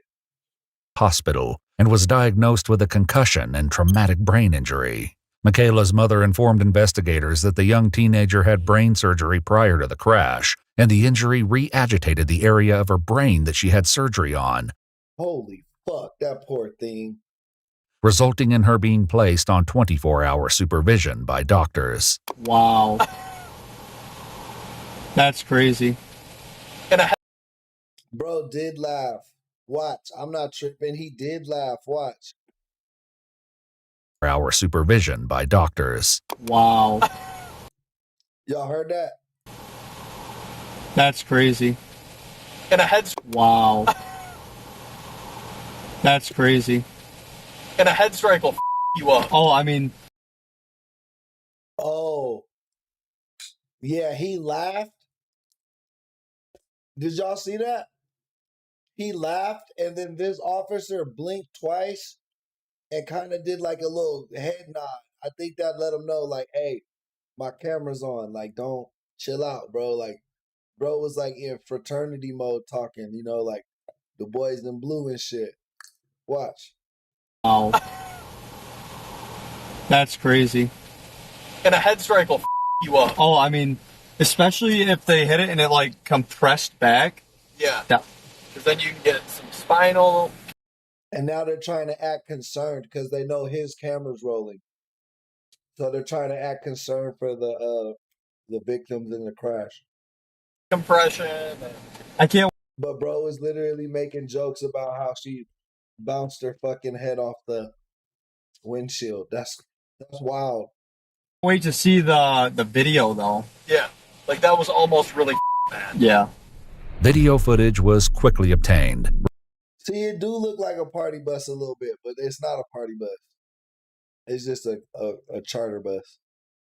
Revealing the horrifying moments just before impact. The footage begins at 6:53 a.m. The road ahead is clear with no sign of oncoming traffic.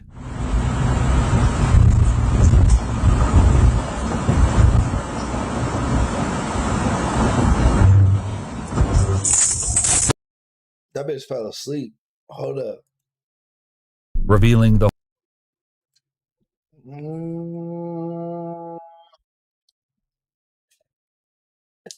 I'm pretty sure she's asleep. Right here. Her eyes look closed.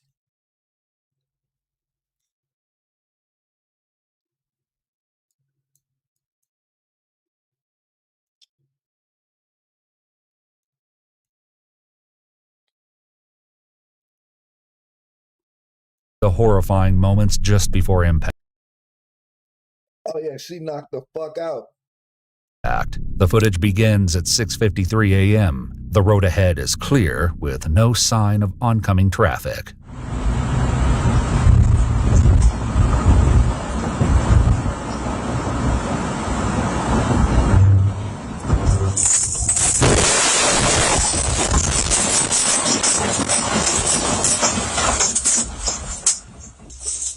Is everybody okay? Oh, this is the chick that bust her head right here, bro. She was like back here. She was like back here. She's not even one of the front row girls. Watch. Okay.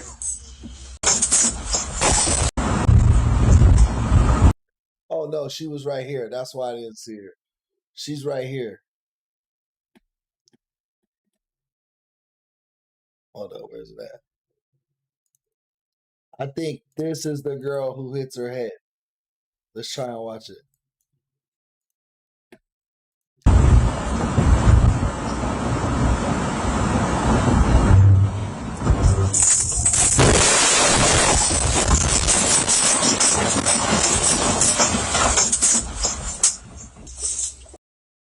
Bro, everybody got messed up but the driver. That's crazy.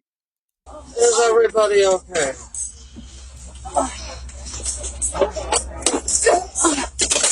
Oh my god! Emma, are you okay? No. Emma, somebody help Emma.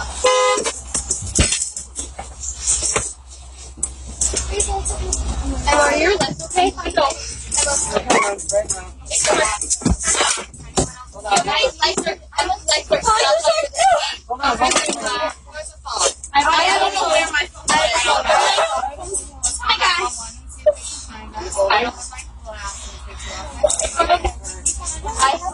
Are you there? Michigan State Police reviewed the footage, noting that the driver's eyes appear to be closed for several seconds before crossing the rumble strips. Just before impact, the driver's eyes open and the bus takes a sharp turn to the left. The sudden force of the impact causes the person seated directly behind the driver to fly forward. The bus then continues to travel along the length of the guardrail, where it eventually comes to a stop. According to forensic lab results, alcohol was not detected in Angela's bloodstream. However, there were detectable amounts of THC and lorazepam in her system at the time of the crash. Tragically, 4 days later, on April 2nd, Emma's left foot had to be amputated.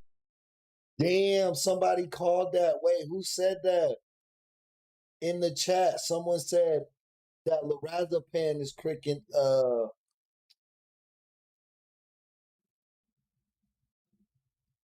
Who said that? I just read that in the chat. I swear to you. Hey love. Yeah, hey love, you said that.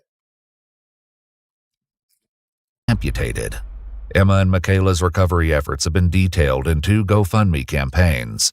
According to court documents, 44-year-old Angela Fitzgerald was God damn, that's 44, bro. That's 44. That's a rough 44, bro. charged with 3 counts of operating while intoxicated causing serious injury and 3 counts of operating while intoxicated with an occupant less than 16 years of age. She entered a plea of no contest as part of a plea agreement, and 4 additional charges were dismissed. She's not yet been sentenced. If you'd like to see select new videos early and help us keep uncovering case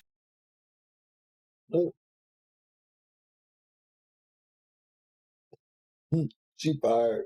She got fired. All right. This next one comes from the channel John Lang. Deputy fired after ambulance body cam footage leaks. Massive lawsuit incoming. Welcome back to Ozarks Today. The Benton County, Missouri Sheriff says he has fired a sheriff's deputy and placed another on administrative leave suspension after an incident back on April 1st. The sheriff says he made that decision after an internal investigation. In the news release, the sheriff said he is limited to what he can say about the incident because it's under investigation. But video is circulating on social media showing two deputies with an interaction with a man inside an ambulance. This is Donald Bellows. On April 1st, 2026, Donald's family force standby. Deputy J. And it's just, we can't force people to go We to get the that, hospital. but we want it for us, not for Okay. And I mean, that's fine. We're okay with doing that, but we would love it and appreciate it if you guys could, because we just had a medic stabbed in Kansas City within the last year.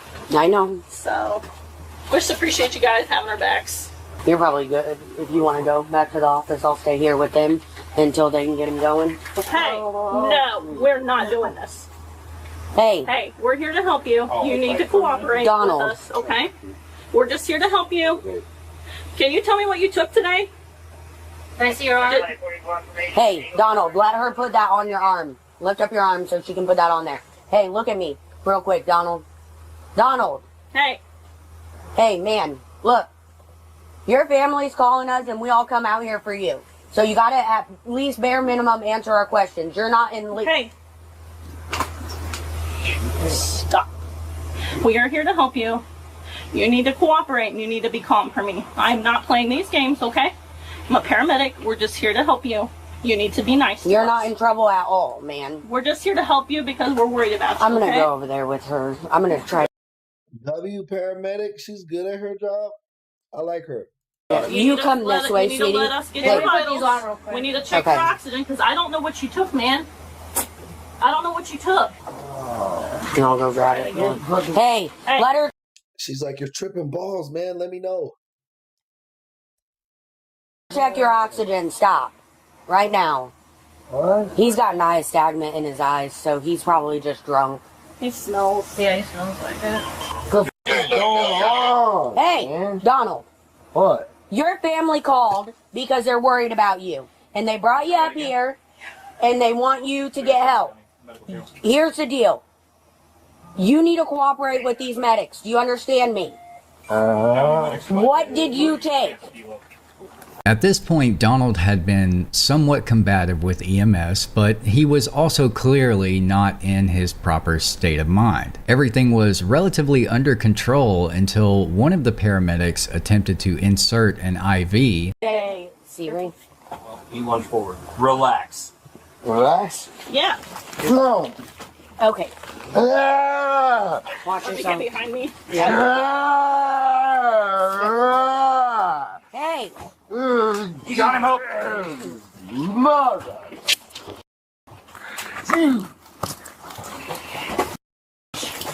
Do not touch her. You understand? Bro was about to sock him. He was thinking about punching him in his face. Me? Do not touch her. Taser, taser, taser. Put your hands behind your back. Now. You're done moving. Put your hands behind your back. I got him, Hope. Right now. Where the f am I? Put your hands behind your back. Put your hands behind your back. Why? Now. Do your. He just tased his balls.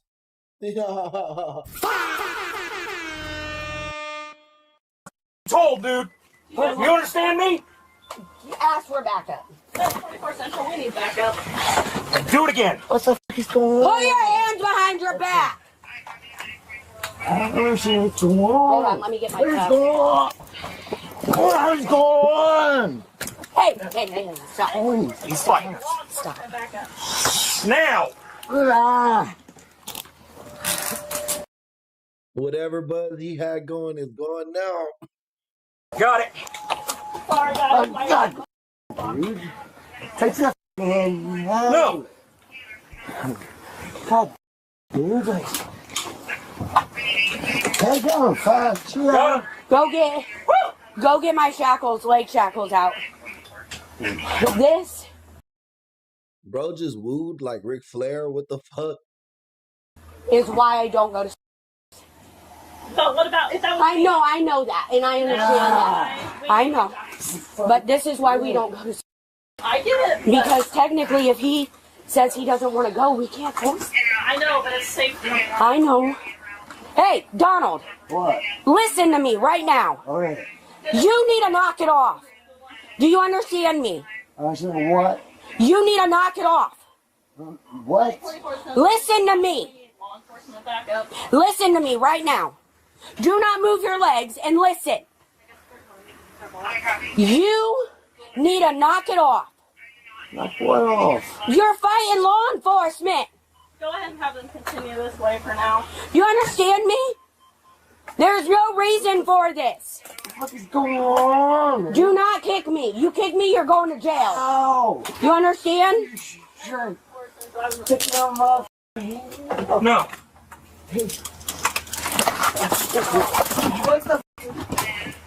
Kick her again, dude. You ain't the one. Kick her again. You got him? Well, my shit's all up now. Did he kick? I didn't see him kick. I think bro just punched him in his shit right now. It sounds like he's knocked out. Like he started snoring? Or am I tripping? I ain't the one. Kick her again. You got him? Well, my shit's all up now. Just hang on a minute. Hey. I cannot move. Open that door. I don't want Relax. his family. Do not seeing move. You understand? That's the thing. Because they're Keep it up, making you're going this to jail. worse. He can go to jail because he just assaulted me. Yeah. So don't. I got it. I just gotta get this undone. Here, find him. She's like, yo, let's just put him outside. Like, fuck. Now they're like, no, he's going to jail. Crush it. Crush it. Got There, got it. Yeah. You can go to jail for assault. Assault Leo. What the f is going on? Do you guys have straps to completely strap him down? Yeah. Let's get him strapped. Stop moving. Put your legs in. Ow. Whoops. That one was accidental. Bear in mind that the whole time that these deputies were fighting, tasing, and restraining Donald, his family was standing just outside of the ambulance. They could see the ambulance bouncing around and hear Donald's screams coming from inside. Once the deputies had successfully restrained Donald, they decided to inform the family that he was going to jail and order them to leave private property for no apparent reason. You guys need to leave. Now. Go. No, he ain't. He's going to jail is where he's going. So leave. Why are you going to jail? He's going to jail. He needs to go to the Because he assaulted law enforcement. Okay, but he needs No. because he's in a psychosis. All four of you need to leave now. Leave. He's in a psychosis. No, He he's needs not. help. Yes, he is. This is why when I talk to you on the phone, this is why we don't deal with suicidal subjects. Because Oh, they're, I know. they're Please put. don't do I totally get that. something You to need get to leave. medical help. Go. All You you guys, need to then leave you now. guys should have taken him to the hospital. We didn't have time. Right there. Yes, you did. We didn't have 287. time. Between the time, Name and badge number, please. Detective Hearn, Benton County, 295. Thank you. Yep. He was passed out when we got there. You guys had enough time to play around on the phone. Leave. Leave. He's an adult. Go. Leave. You're done. What jail is he going to? Benton County. Okay. The mom took the best situation. She just was like, all right, cool. Yeah, it is what it is. You know, don't argue with the police. Even though bro gonna get a lawsuit. He was tasing them. They was laughing at him and shit, bro. I'm going to hold him. 24 hours and he'll get a felony warrant for assault on law enforcement. So go. But he's got to. He's not going to die. I promise you. But he's got a 96-hour mental health on him. No. He's responsible. No, we don't have it. So go. Leave. He's an adult. You don't get to make decisions. Jackson County will be sending it to Benton County tomorrow. You don't make decisions for him. He's an adult. Go. Go. Thank you. Hey, you can get arrested too. Go. I want him to stay in jail. Go. Or you can leave, or you can get arrested. Go. You're interfering. Go. You're interfering. Go. Go. Go. Goodbye. He said, I want him to stay in jail. I want him to stay in jail. That's what she said. And she was like, just leave. After ordering the family to leave, with no apparent authority to do so, the deputies reconvened to discuss how to proceed, and Detective Hearn had a sudden change of heart that went against everything she just told Donald's family. I love you. Can I please have one? Everybody else can downgrade 1728. Okay. 928. Did you copy her? Here's the deal. They smoking cigs now? They smoking stogies? They like me to respond, so. Negative. He does not need to go to jail. He assaulted me, but we should have never come out here in the first place. No, we should not. I don't think Rod's going to file him. Honest to God. But I can't let him go. File it a different day. Later, please. Let me call. Is Kelly on his way out here? So, step out here really quick. So, at first, Low key, they know they fucked up. They're not even supposed to be in the ambulance, probably. Or maybe they're not supposed to work in that area or with those fucking ambulance. I don't know. It seems like their paperwork ain't in order, though. And now this bitch trying to cover this shit up. I didn't think we shouldn't have been out here in the first place. Okay? So, I don't care that he kicked me. It's whatever. He's clearly not in the right state of mind. But I didn't feel like I needed to come out. Like, you know, he shouldn't be in the back of here if he don't want to be. But we can't let him go like this. No. But you guys can't transport. Nope. Unless I take one of you guys with me. I can. But if we take him to the hospital, then they have to deal with it. Yeah. And the family should have taken him themselves. Yeah. I agree. That's where my frustration lies. Yeah. Does that make we've sense? had an issue recently with law enforcement. But does that make sense to you? That's where because it's not illegal. It's not, but and I understand it's a gray area. And I understand you guys want to help. We're bound by legal stuff too. Like if they make any statements, we have to do shit. So I don't care that he assaulted me. He's not going to our jail. He is not fit for confinement. But we can't release him. Well, no. I mean, now he's caught a resistance charge. I mean, or assault on LEO. But I'm not going to go through with it.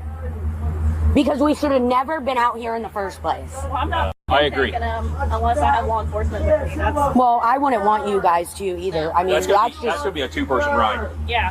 Hello? Okay, so I didn't think we needed to come out here in the first place. We come out for medics. She goes to stick him with an IV, and then he assaults me. Yeah, he kicked me, pulled my vest. He kicked me multiple times. And we fought him and tased him. And then, but now what do? He's handcuffed to the gurney in the back of the ambulance. He's not fit for confinement in our jail at all. Is she gonna leave out the fact that they tased bro twice and he probably needs medical attention? All. And medics won't transport him without law enforcement. Well, there's nobody here for him. We had to make his family leave because they were making a scene. For several minutes, the deputies congregated outside the ambulance trying to figure out the logistics of transporting Donald to the hospital, and Detective Hearn called who I believe is Patrol Commander Captain Kelly Lowe, and the deputies eventually managed to transport Donald to the hospital safely. Donald remained in the hospital for several days and was never charged with any crimes. Although an official date was never released, Benton County Sheriff Eric Knox told the Sedalia Democrat that the department took action the moment they were notified of the incident and had launched an internal investigation. On April 22nd, 3 weeks after the encounter, the department announced the results. The Benton County Sheriff's Office released a statement earlier this week saying an internal investigation into the incident resulted in Deputy Jake Sebrin losing his job and another deputy being placed on administrative suspension. We lost my aunt in 2022 due to, and that's why my dad was going through the crisis that he was going through because of that. So to us, we take very seriously. We don't want to lose someone else to that. And the fact that they treated it like a joke was pretty upsetting. According to the Sedalia Democrat, Sheriff Knox also said that the incident had been referred to the local prosecutor's office along with the FBI for an independent review. A special prosecutor was appointed shortly after to avoid any conflicts of interest. Sheriff Knox also downplayed the significance of Detective Hearn's role in the encounter and justified her suspension by saying that, quote, "She never had any issues. She was one of my best people. Just unfortunately, she was having a very bad day that day, and when law enforcement has a bad day, bad things happen." He also pointed out that Detective Hearn had fulfilled her duty to intervene and characterized her behavior as, Hell no, she was escalating that shit too, bro. Both of the cops were at fault. They were trying to sit there and fucking reason with the paramedics because they knew they fucked up. They knew they were cooked. I'm surprised she didn't get fired too, honestly. She's lucky she only got suspended. quote, "guilty of being in a bad mood and running her mouth in an unprofessional way." The Benton County Enterprise also reported that Detective Hearn wrote a supplemental report weeks after the incident that confirmed that Deputy Sebring hit Donald and that she believed that that action was unjustified. At the time of writing this episode, it is unclear if Donald or his family will be taking any legal action. We've had a running theme on this channel of discussing how police officers being a danger to themselves is he shouldn't be going to jail and that they shouldn't have been on the scene in the first place. She ordered the family off. Yeah, bro got cooked because of that for all the tasing. He shouldn't have tased, bro.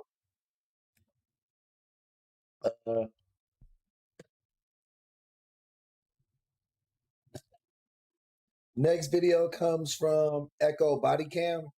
Woman pays $189 to skip TSA, then gets arrested for refusing to leave the airport. Let's check it out.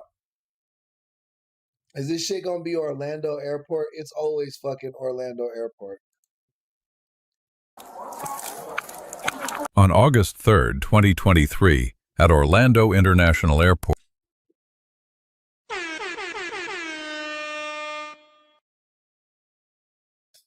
What I fucking tell you, bro. Florida. GOAA police were called to a disturbance at TSA Checkpoint 22 involving a woman named Desiree who had missed her Frontier flight to Philadelphia.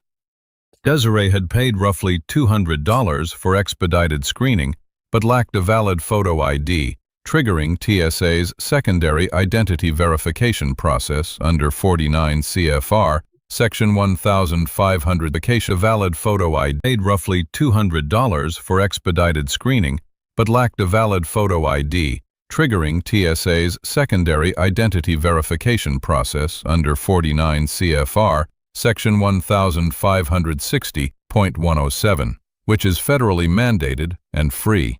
Ma'am. Now this is the police here. Somebody's going to help me now. He's mad because they not doing their job. I just paid $189 to skip TSA. I just missed my flight. My flight is at 7 o'clock. I've been trying to get to my flight. Nobody's helping me. She said, go down here. What's the white dude? The white dude left. Ain't nowhere to go. All I'm trying to get is direction, and his punk ass up here getting mad at me because I'm trying to get to my damn flight. You ain't getting to your flight. I'm not your daughter. Don't talk to me crazy. Calm down. He gonna say, I didn't say I was gonna slap you. That wasn't directed towards you. Ma'am. If the shoe fit, wear it. Ma'am. I wasn't directing it towards you. Ma'am, come on, let's. You could get slapped. Ma'am, let's walk over here. Let me help you. What airline? Ma'am. Go to my flight. Okay, you missed it. You missed it. We're gonna come here, ma'am. You need to step out. Ma'am. Or what? Don't scare nobody. I wasn't talking to you. Ma'am. Do your job. You don't like your job, quit. Ma'am, I'm here to help you. Okay. He's snapping the fuck out. Hey, love it with a smile. Ma'am, help you. Step you out don't here. even know me. Ma'am. She not gonna get home now. They're not gonna let her get off. They probably would have let her rebook her flight. But now she fucked up. Step out here, please. Who the fuck goes to the airport without an ID though? You need a passport or some shit, right? To fly. What's your first name? What's your first name? Y'all know somebody's gonna refer me, Ma'am. or I will be happy Listen. with a smile on my face, Ma'am. going to jail. Listen to me, okay? That's the last thing you want. Entitlement. That is the last thing you want to do. How is it the last thing y'all want to do? Ain't nobody helping me. I'm trying to help you, but you're yelling. Stop yelling. Talk to me. Let me help you. Okay, Because if you don't let me help you, you don't gotta scream at me. Why are you screaming at me? If I'm frustrated, it's not good for you to be frustrated. I don't care. Don't none of y'all scare me. That gun and shit, that badge don't scare me. So you can stop screaming at my face. Are you from Orlando? Passenger. Okay. Now, let's calm down. What airline were you flying? Frontier. Frontier. You want to go to Frontier and let's see if we can rebook you? Yeah. Where are you going? Do you know where you're flying to? Philadelphia. Philadelphia. Do you know, because you already missed your flight, okay? So now, whoa. No, you're fine. No. Go ahead, Gonzo. You're at checkpoint. What's that? You're at checkpoint. You want Frontier? No, we're just going to go. Ma'am, listen, just to let you know, I don't know if Frontier has flights that fly every hour or so. So I just want to let you know. Keep in mind that the next flight to Philadelphia could be tomorrow, could be the next day, all right? But listen to me, okay? Now that we're calmed down, okay, I am sorry that TSA did not treat you the way you need to be treated, but... Hey, this is a good cop, man. Because he could have probably just took her ass to jail for threatening people and shit. Like, you can't be threatening to smack people inside the fucking airport, bro. This attitude is not going to get you anywhere. If you just pay $189 and they telling you gotta go over there to verify information and shit like that, and nobody is helping you, I asked the lady, my son, I said, can you help me? She looked at me, she said, no. What kind of information they need to verify? You don't have your driver's license? No, I lost my driver's license, but I got my debit card and everything else. So what they do is they make you do what's called secondary. Did you do the phone thing? Oh, she on vacation and she lost her ID. And she didn't come early enough to make the flight because they had to do the secondary verification. I lost my ID in San Francisco once on the way back to the airport. And excuse me, that was weird. My voice was weird right there. And I was like, fuck, bro, they not gonna let me on. I called my wife and I was like, bro, you gonna have to like come pick me up. And she was like, you in San Francisco, that's like 9 fucking hours, bro, or however far it was from Las Vegas. And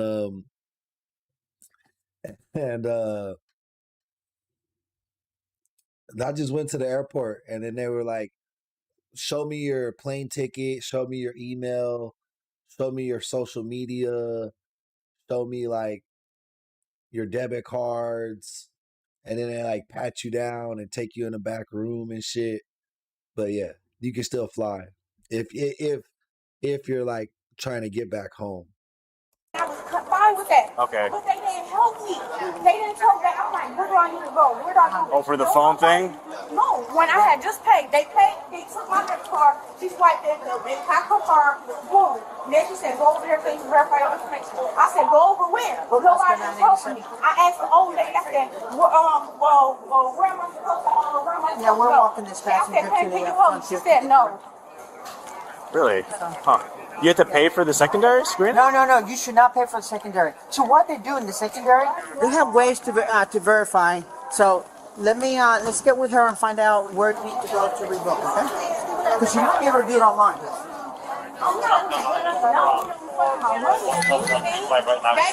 Literally, it's on camera. Literally, me asking everybody, can y'all help me? And nobody is helping me. Well, that's what we're trying to do here. I'm gonna get my money back. I don't care what none of y'all say. I'm getting my money back. I'm gonna go West Checkpoint. I'm gonna handle the eventual. You got wait for someone else to get here? Oh yeah, Is anybody else coming?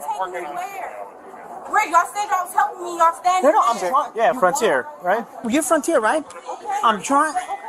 I'm skip the line. Okay. Ma'am, let me ask her real quick. Okay, let me ask her real quick. She missed her flight. Where does she go to rebook right here? Ma'am, You're gonna go right in here. You're gonna go in this line right here and just wait for your turn, okay?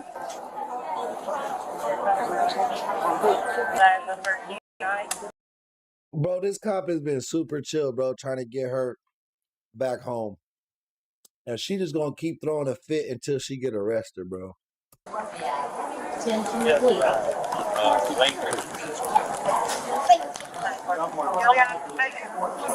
Alright, so just to let you know, she doesn't have ID. She was trying to do a secondary ID.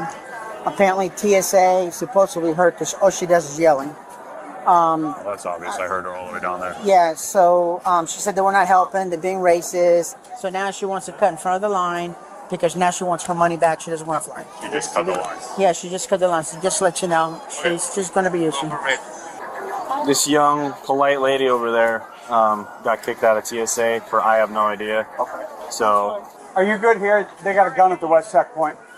They do? Yeah. Oh, I'm on my way there. Officers made multiple de-escalation attempts, acknowledged her frustration, apologized for the TSA experience, and walked her to the Frontier counter to rebook. Under Graham versus Connor, this initial approach reflects sound professional judgment. At the counter, officers learned two things. TSA had flagged Desiree at this checkpoint, and the next How the fuck is she gonna get home? Frontier flight to Philadelphia likely would not depart until the following day. The situation was about to change. As Desiree processed the news, her behavior escalated. She made statements implying violence and challenged officer authority. Under Florida statutes section 877.03, sustained disorderly conduct in a public terminal constitutes a criminal offense. A supervisor arrived and issued a formal trespass warning under Florida statutes section 810.09, trespass on structure or conveyance, which applies to anyone who remains in a structure after being ordered to leave. With this whole situation. Well, that has nothing to do with us. Are you aware that TSA, I think they did ban you? Are you aware of that? TSA ban you where? Well, TSA is like the thing you have to do before you fly in a plane, and you've been banned from that. I don't know if they let you know that. How did they ban me? Well, they put you on a list, so. Hey, the Frontier worker, bro. Chef's kiss fucking rage bait, bro. They sent this lady down a fucking spiral. She gonna be put on lists and shit. She probably not gonna be able to fly no more. And peep this. This is what I think happened. So I think this lady came up being rude as fuck, hella late to her shit, didn't have her ID. And then I think the lady at Frontier like played her, was like, hey, the only way you'll make that flight is if you pay for the fast pass through TSA. Knowing damn well she didn't have her ID and she wasn't going to make that flight because it was going to take too long to do the secondary verification without an ID. So somebody higher up on Knowing that was going to cause her to snap the fuck out and get arrested, bro. That bitch was the bitch at Frontier was playing 3D chess. Well, that's the airport people. That's not here. What? That's the airport property. That's Do you even do that TSA stuff? That's not your thing, right? That's the TSA issue. That's not us. Okay, so where's the number? Where's the person? Come on over here out of line so they can take care of those people. I'm gonna call one of them managers over there. So where's the person? Because listen, you can play this game all day if y'all want to. We won't. Well, I can tell you, we won't play this game all day because that ain't gonna happen. Okay. The problem is the problem is your act. Okay, well, let me explain it to you. You take me as a threat. No, let me. Are you going to stop talking and let me tell you? What happened earlier? You felt threatened. You felt threatened about me because I'm standing up for my rights. It's what's the problem? And then y'all supposed to be here doing y'all duty. This gentleman, he's been helping me. He's been nice to me, and you're the one with the conflict. You're the one with the problem. That sounds like I don't have a problem. That sounds like you have a personal problem with me. I'm trying to. So you say I'm nice, right? You say I'm nice. Listen. Hold on 1 second. You just said they banned you. I don't know if they let you know. I don't know. I don't know that. But you were smiling when he said it though. You were smiling, so it's. I wasn't smiling. But when I said. Oh my God. I got it, man. Hey, buddy. I'm good. How are you? Right, and I'm gonna speak to somebody. I'm gonna speak to your higher up. You think you think you the boss? No, you have somebody over you. Somewhere to And go? I have a lawyer. Do you have somewhere to go? You're banned from TSA, so you can't fly through here. You can go to another airport, okay? I'm not banned from TSA. I have not any written document. It was just verbal. It has to be written. If y'all banning me for anything, trespassing or anything, it has to be on document. So you want to go down that trespass road? You can. If y'all want to go down the trespassing road, it's not.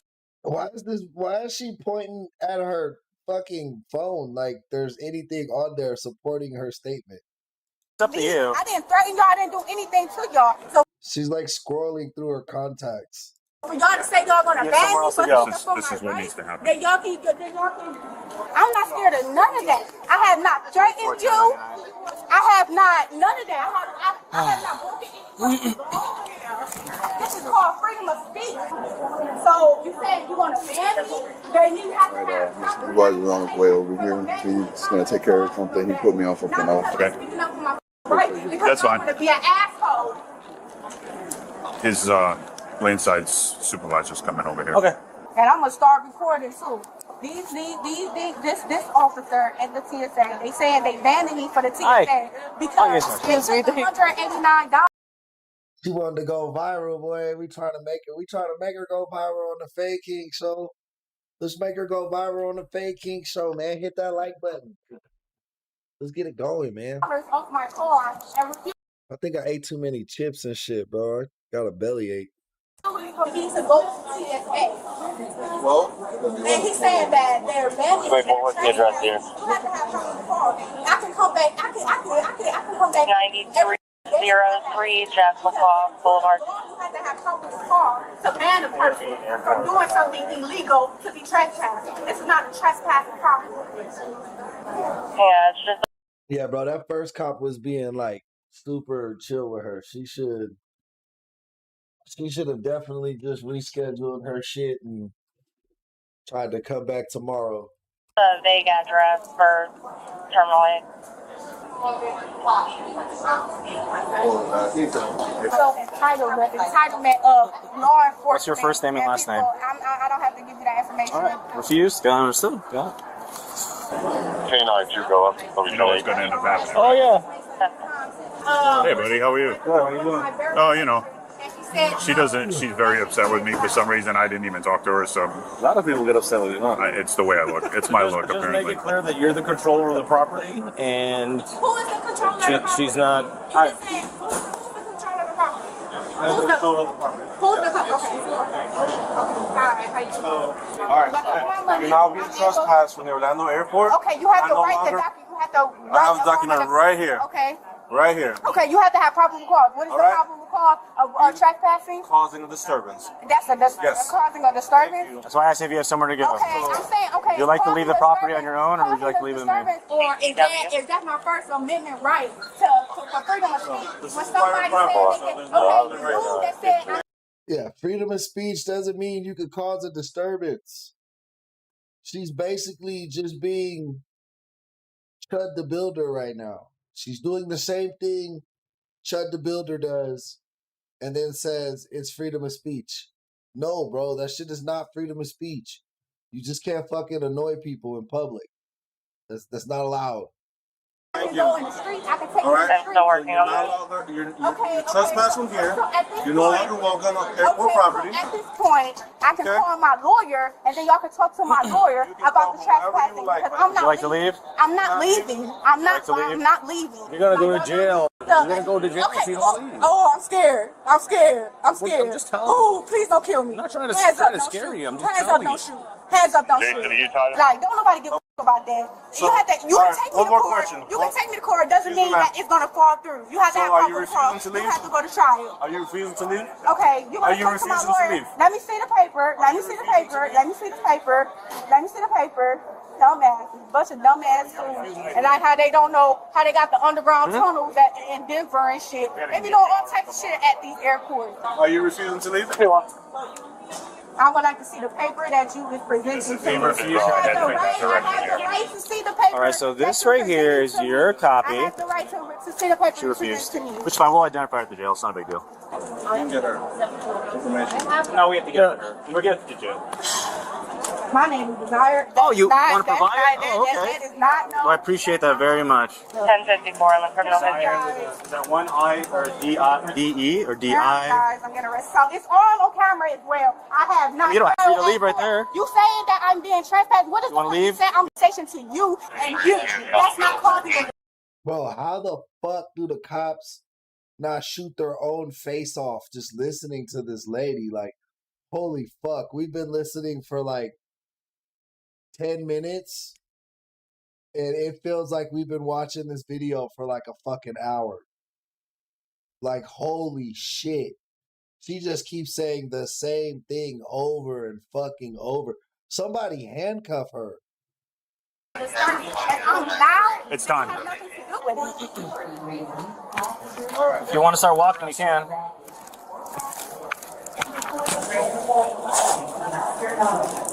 Here, I don't want you to drop your phone. Here we go. We'll have 10:15. 10-4, 10-15. Can I call my lawyer? Yep. When you get to the jail, you can call whoever you want. Okay, have my purse. Yep, we got it. Don't grab on me. Don't grab on me. Don't do this. Don't escalate this. Don't escalate this. Don't escalate this. All right? They got me. They got a black woman. Florida law does They was laughing at her and shit. not require physical delivery of the trespass document into the subject's hand. Verbal notification with officers present fully satisfies the statute. Desiree's demand to hold the paper did not delay enforcement. Officers gave Desiree a I feel like that's it's like that in most places. Like, once the police tell you you're trespassed, that's it, bro. There doesn't need to be any paperwork. clear final opportunity to walk away with no arrest. She declined, on camera, multiple times. Under Section 810.09, those two elements, lawful warning and refusal. You can reach out to your attorney. Go a public records request for it. Yeah, your attorney that you said you have an attorney or a lawyer. Yeah, so have them reach out, do all that stuff. Can't call it now. They're going to allow you to make a bunch of phone calls. I can't just be released. Can I just go home? Because you're under arrest. You're under arrest. You can't be released. You had an opportunity to leave. I want to take you to jail, but Do you think this is what we want to do? You made this decision. I had to go get my child. Well, you should have thought about that before. Okay. Can I go? No, you can't go. Like, if we get there early enough, right? Let's say you don't have any warrants or any fun stuff like that. Bro, her sideburns are crazy. That's wild. Hold up. The sideburn is crazy, bro.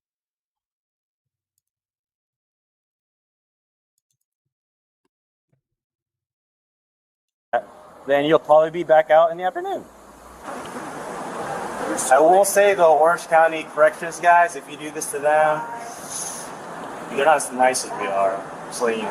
Y'all not nice at all. We're just talking about what y'all talking about nice. Like, What do you mean? entitlement, especially in this today's society, it's so up, man. You know what's so crazy? Because I graduated from Full Sail University. I was going to go to Barry University for law. And it's like... You can still do that. I'm not... What? You can still do that. Y'all are the enemies. Y'all are the enemies in today's society, and people don't even understand that shit. And I just asked you, She had her sideburn tattooed on, Moon. Welcome to the chat. That's wild, bro. I didn't know that was the thing.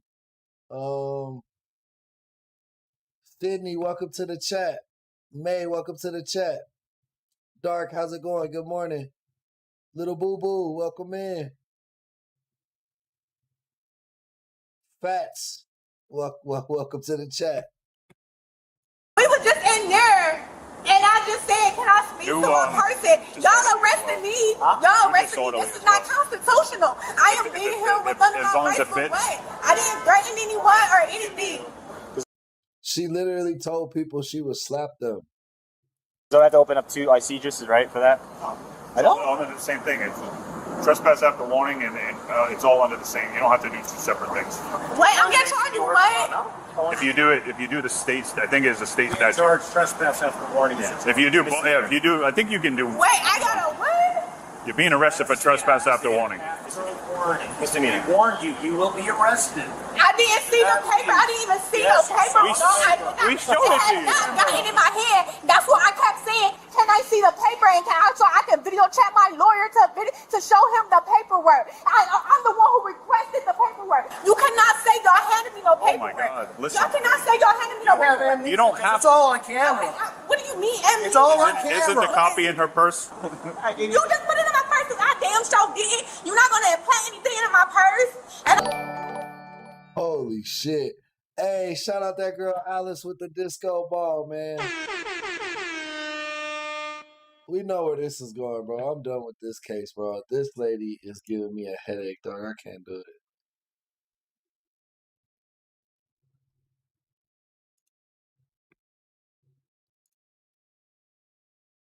EWU crime story time. Killer realizes victim solved her own murder. Damn, that sounds interesting. Let's check it out. And then I heard her scream, no, it hurts, stop it. And the screaming, it went on for a few minutes. Right. Damn, she said, I wanted to FaceTime my lawyer. She was like, no, bro, that was not going to happen, bro. That was not going to happen. I was like, bro, I can't get over this case last night where the security guard killed the shoplifter, and then his fucking security guard insurance was like, yeah, we don't cover that, bro. Cooperative up to this point, and now you're trying to frame murder on me. So no, we're not framing it. You're getting started. David, what part of we have the whole Blink video are you not understanding? Maybe she just kind of went over the edge. In 2020, Gretchen Anthony became so sick that she needs to be hospitalized. But her family had no idea that this was just the beginning of a twisted and shocking case. When no one heard from Gretchen for a few days, they began to fear that she wasn't just sick, she was missing. While investigators began the daunting task of untangling a convoluted web of lies, they never could have expected that the final clue to what actually happened would eventually come from Gretchen herself. Damn, did she leave some breadcrumbs? She left the breadcrumbs? I bet you it was her husband or some shit, bro. It's always the spouse. It's always the spouse. Men and women, bro. We just be killing our fucking husbands and wives, bro. We gotta stop doing that. In March 2020, 51-year-old Gretchen and her 43-year-old husband, David Anthony, were facing turbulent times. After David lost his job in February, he needed a distraction. Dreaming of distant beaches, David mapped out a solo trip, then packed up his truck. Soon he hit the road, leaving their home in Jupiter and started a long drive from Florida to California, while Gretchen stayed behind. Bro, you live in Florida. You could have just went to the beach there. Like, I'm pretty sure the Florida beach is better than the California beach. And worked. Things started to go south on the weekend of March 21st, 2020, when Gretchen told her friends and family she was feeling ill. Over the next few days, things only got worse.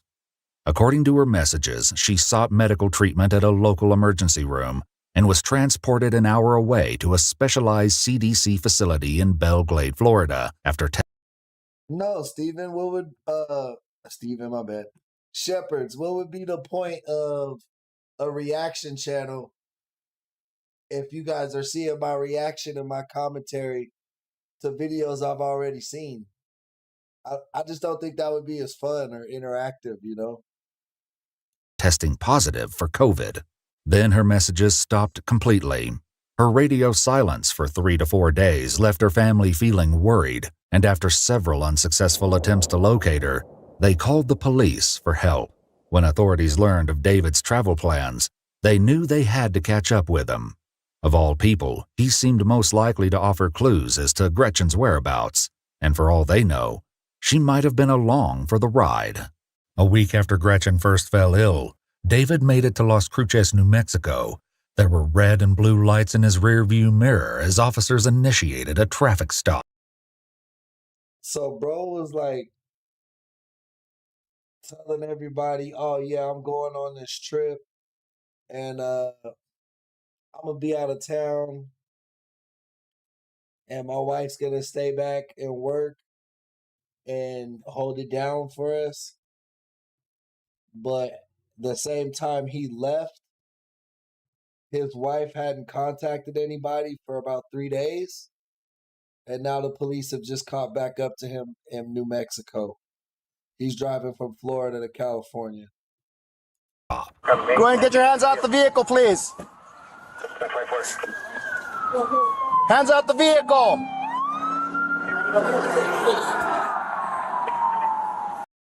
Hey, Candy, happy Memorial Day weekend. I need to find me some barbecue. Ain't that what you're supposed to do on Memorial Day is barbecue? Driver! He rolled his window up. Put your hands up! Hands up! Hands up so I can see him. Keep him up for me, please. David is given minimal information from officers as he's handcuffed and detained.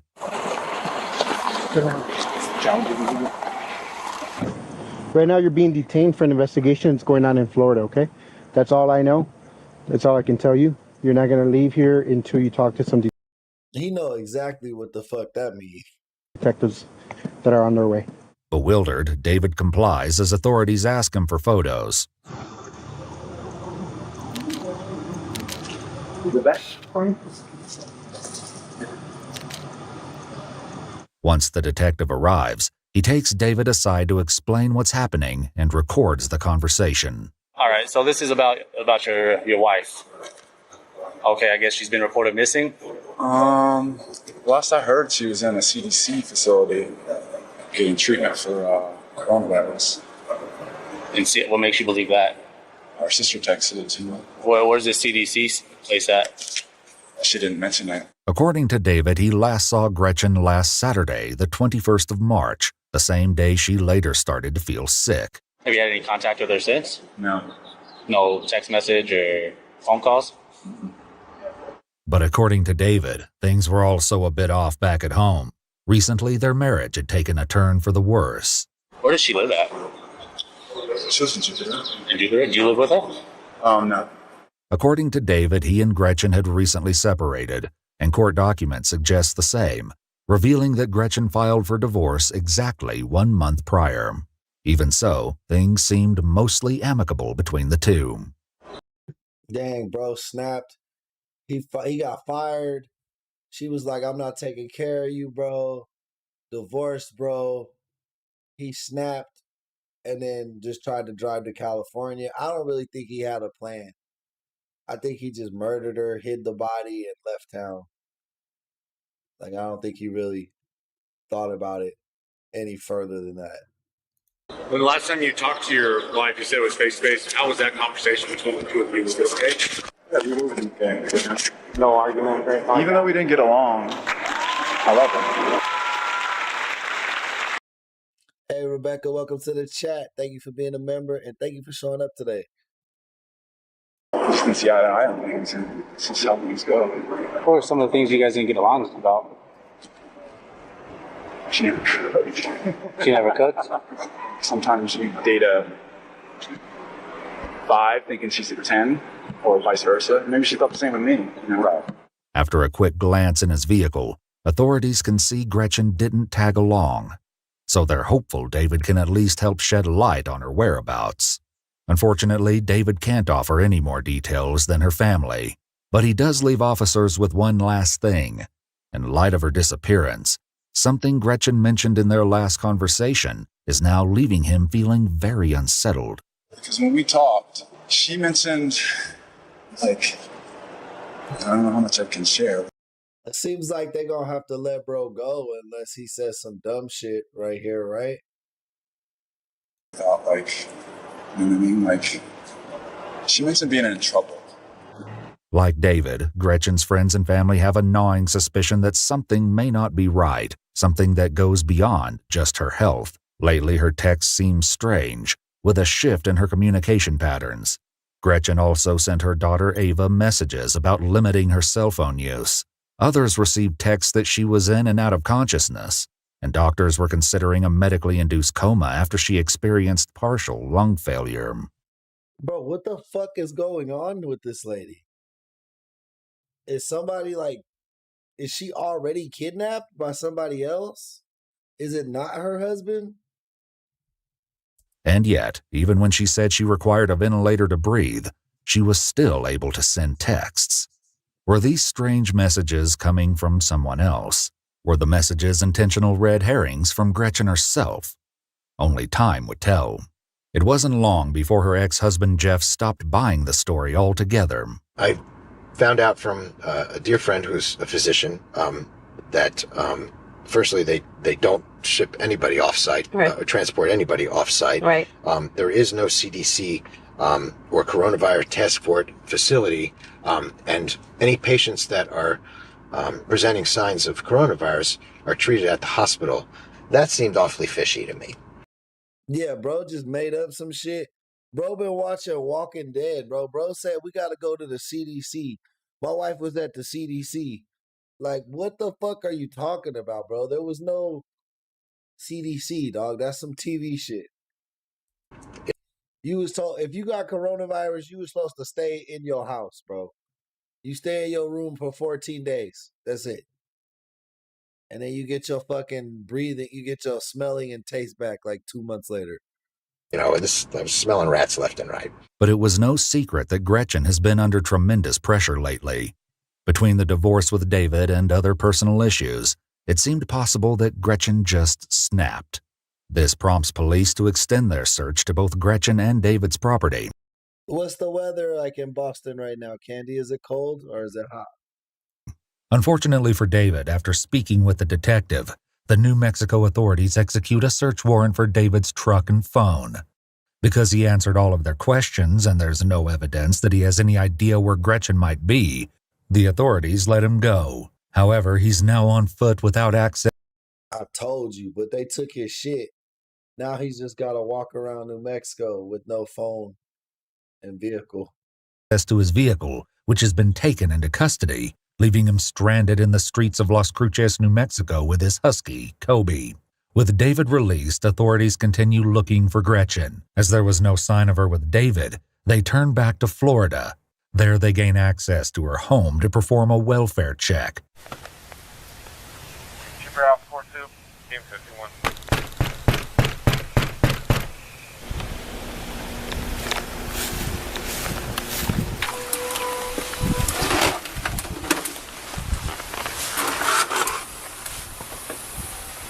But as soon as they get to the garage, what they find.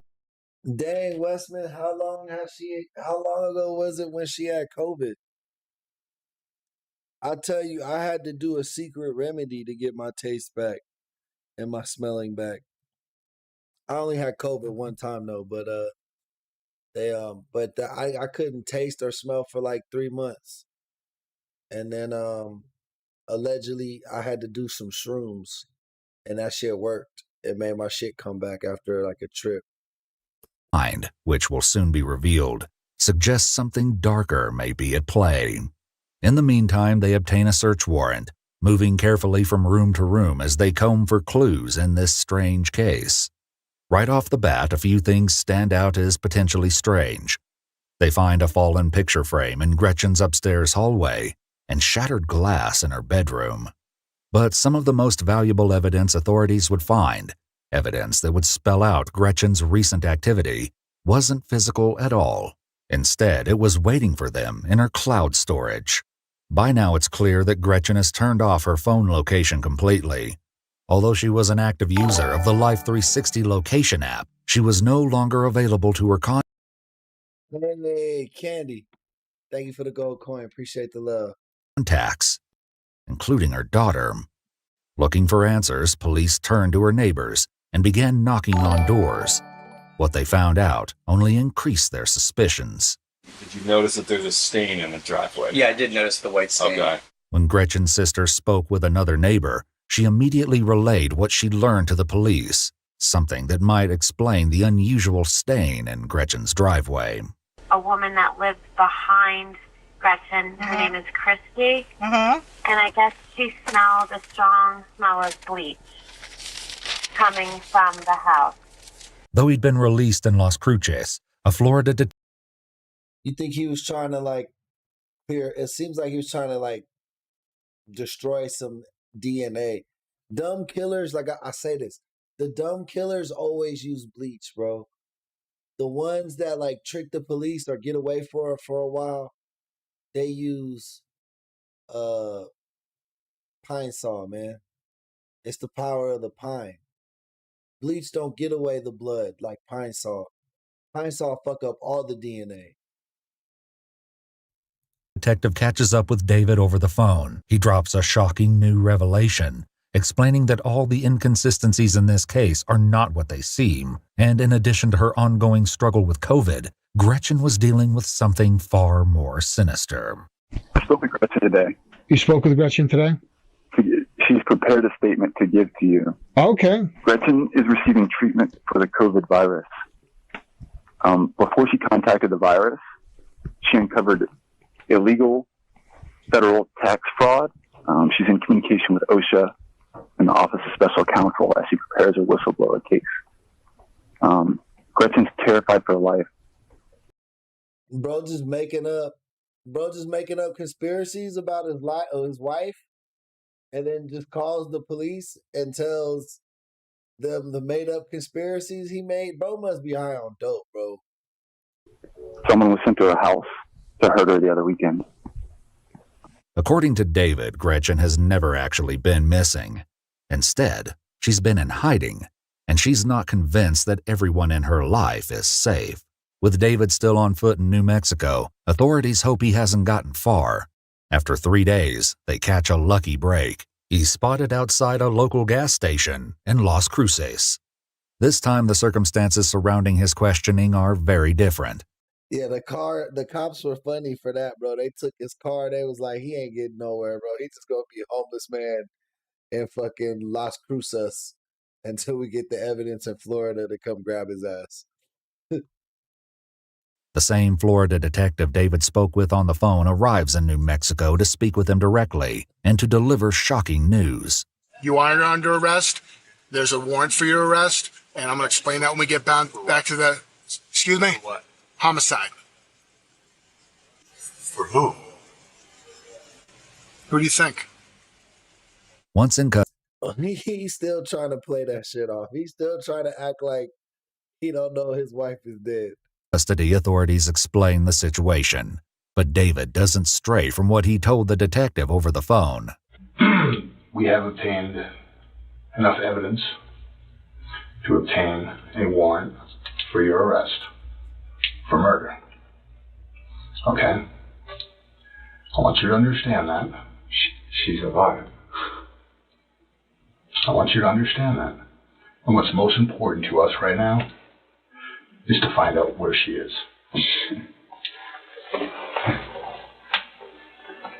Yeah, I'd like to be able to tell you where she is. Okay. But I don't have that information. You have to ask her. Detectives don't want to reveal all their cards just yet, but they're about to share a disturbing story that they stumbled upon by pure chance. And we gathered. Well, you better put that pine saw in your laundry, man. Pine saw is good for a lot of things, bro. It gets blood out of clothes. It fucking makes your clothes smell fresh. Especially if you have like people with allergies in the house and you can't use like a lot of the fabric softeners and stuff.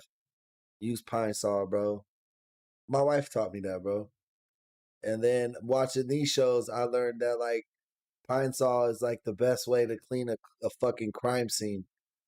There was one case that we watched that the motherfucker used so much pine saw that the police just smelled pine saw when they walked in the house, and there was no fucking DNA evidence. He still got convicted from other shit, but in terms of like the blood and everything on the scene, It couldn't be. It was Pine Sol. A lot of information that I'm sure you're not aware of. There was a neighbor that heard the entire incident on Saturday morning at 6:30, who lives across the way. I want you to think about that real quick. What incident? The incident that occurred at Gretchen's home. You have to give me more information. In a stroke of luck, police uncovered a shocking piece of evidence as they canvassed Gretchen's neighborhood. A woman approached them, unprompted, with a chilling recollection. Because on Saturday morning, I guess it was Saturday because of the pictures, but I heard, I was asleep upstairs in my room, and I heard a really serious woman scream, just screaming, like she was being attacked. And then I heard her scream, "No," and then I heard something about "it hurts, stop it." As the witness walks the officer around the back alley to point out where these screams came from, she adds one more chilling detail. The screaming it went on for a few minutes. Okay. It wasn't like, that's why I thought maybe it was kids, but there wasn't nobody was yelling help. Nobody was yelling help, which is why I didn't call the police. And as police would later learn, this split-second decision may have changed everything. Back with David, investigators begin attempting to unravel the disturbing. Dang, so the neighbor heard the moment when he was killing her, bro. I'm pretty sure that was the screaming story. There is a neighbor who observed her driveway covered in a bleach or cleaning product, drenched, coming out of the driveway, coming down the driveway and out of the garage. What does that have to do with me? You don't know anything about that? I'll be grabbing that too sometimes, Danielle, from the Dollar Tree, but I ain't gonna lie. I like most of the Dollar Tree stuff, but it don't work as good as the real Pine Sol. I need that lady in to be like the power of pine, like that's what makes it work, I think. But yeah, I'll be grabbing that shit too. I'm in Dollar Tree all the time, man. I go to Dollar Tree like every fucking day. I went to Dollar Tree yesterday to buy some fucking gummy bears for my daughter, and then I ended up spending like $40, bro. I was going in there like, I'm gonna buy one thing.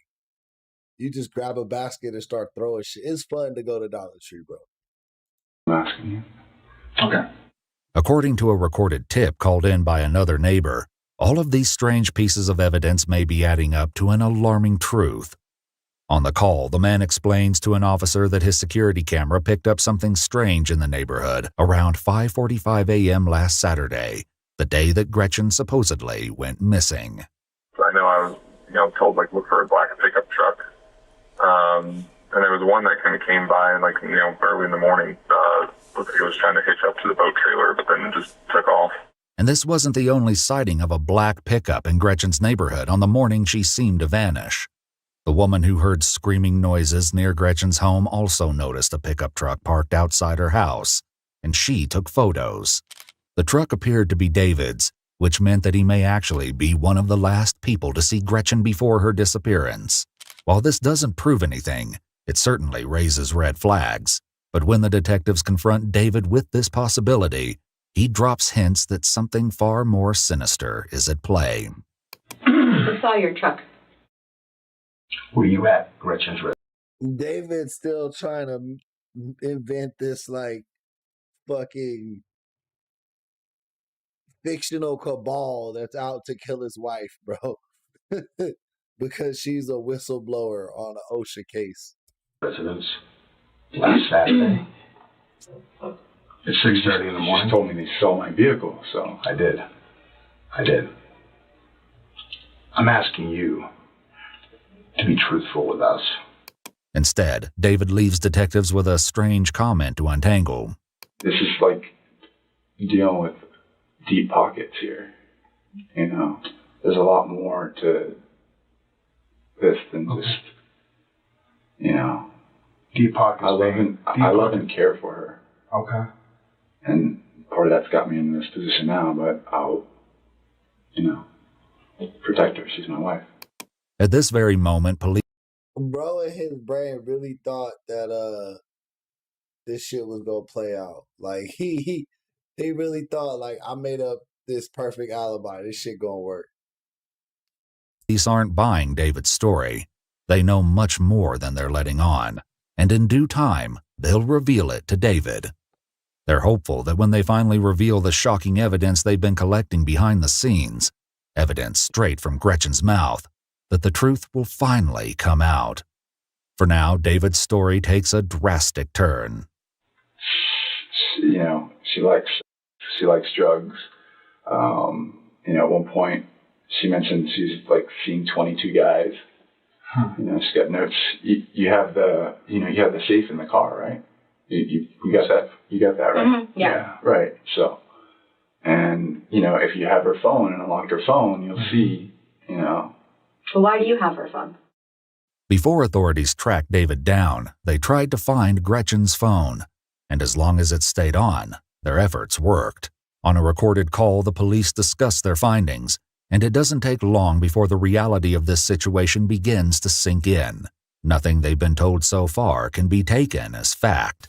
I pinged her phone, and it's showing in Gulf Breeze, Florida, as of 12:15 p.m. today, and that's probably when she shut off her phone. Where? Gulf Breeze, Florida. It's by Pensacola. Really? Instead of turning up at a local hospital where Gretchen was allegedly seeking help, her phone pinged at a location over 8 hours away. In the interrogation room, David stumbles to provide an explanation. I have her phone. Well, she had her phone. Mm-hmm. So she was traveling with me. Okay. Up until El Paso. We were driving separate vehicles, so she bolted. What? Bro just making this shit up as he goes. Like, bro just making shit up. He said, she was traveling with me? Like, question mark? Like, motherfucker, it's your story. Why you got the question mark on the end of your sentence?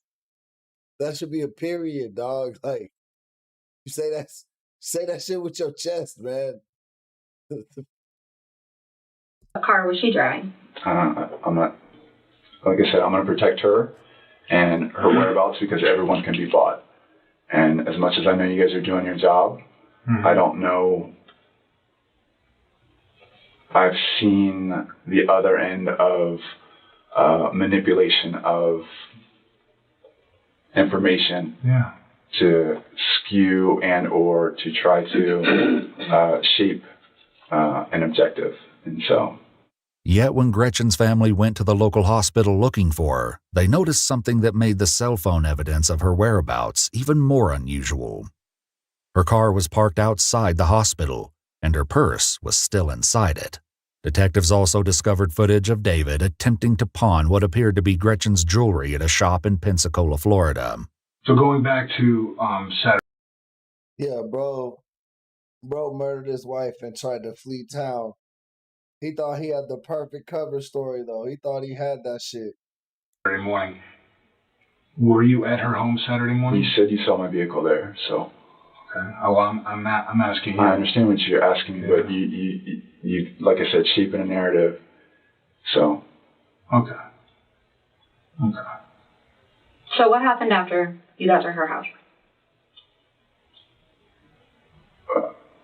You saw my vehicle there, so.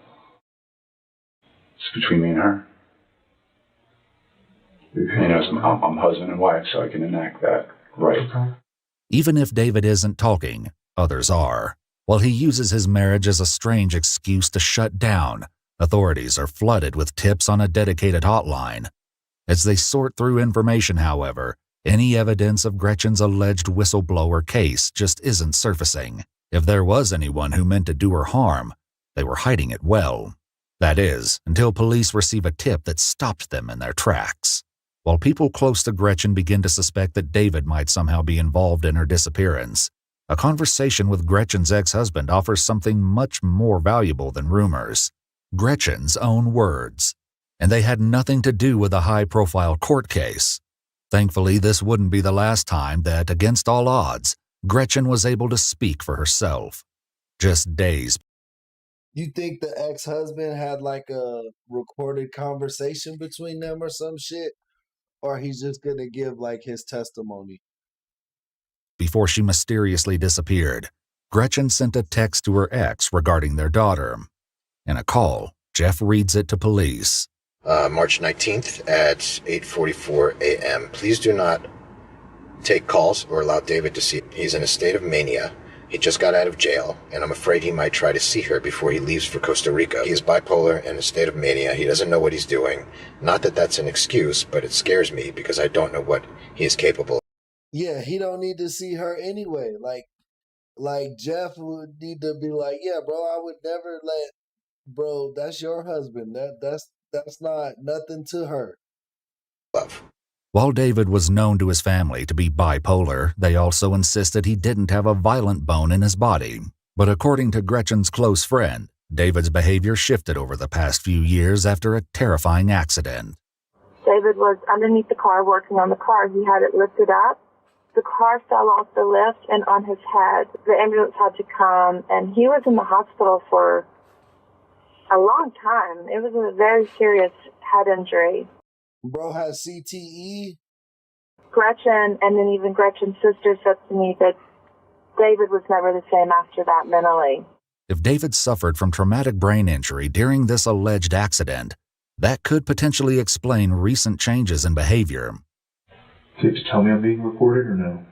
Excuse me? You have to tell me I'm being recorded? No, you're in a police department. There's really no expectation of privacy. Rules have changed, huh? What's that? Rules have changed. No, it's always been like that. Kind of skewed towards y'all. No, you're in a police department. There's really no expectation of privacy. Authorities segue into David's past, which included 2 recent incidents with police. David explains that the first incident occurred when he was detained after having what he called a spiritual experience during a wellness seminar in a local shopping mall. When staff asked him to leave for disrupting the event, things took a turn. And then I leave and I go sit on the sidewalk outside. And mall security comes, and then Broward County Sheriff had like a whole, they got like a whole unit, wherever that is. And so they show up and they said that I was claiming I was going to kill myself and like just making up things. According to David, a simple misinterpretation by police led to a Baker Act detention, which is a temporary mental health hold in the state of Florida. Oh yeah, he got definite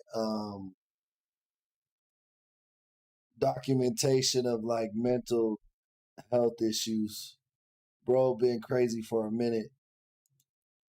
There it is.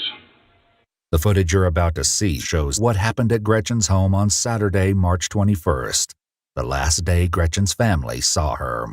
First, cameras show David outside on Gretchen's enclosed back patio. As he sneaks around in the pre-dawn darkness, it appears that someone inside may have noticed him when a light turns on. Police also received one more video, and soon the detectives will confront David with exactly what they saw. But this was only the beginning of what they discovered. So you're familiar with how Blink works? Mm-hmm. Okay. So Blink is a web-based system, right? Mm-hmm. Okay. So you can destroy the cameras all you want. Mm-hmm. And there's still data and stored cloud storage from Blink. Do you understand that? That's what you're telling me, so yeah. Does that look like you? Bro thought he thought breaking the cameras they wouldn't be able to redeem the footage. What a fucking dumbass. Could be. Okay, well, I'm going to explain to you right now. I'm going to tell you something right now, which is real life. Mm-hmm. So you were also there. There were cameras in the porch area of her home, which I told you captured not a pleasant interaction between you and Gretchen. At 6:13 a.m., Gretchen is seen on the footage.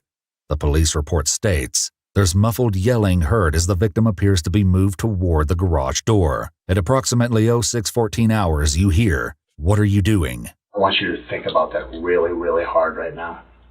I'm just cracking up, bro. That's literally like,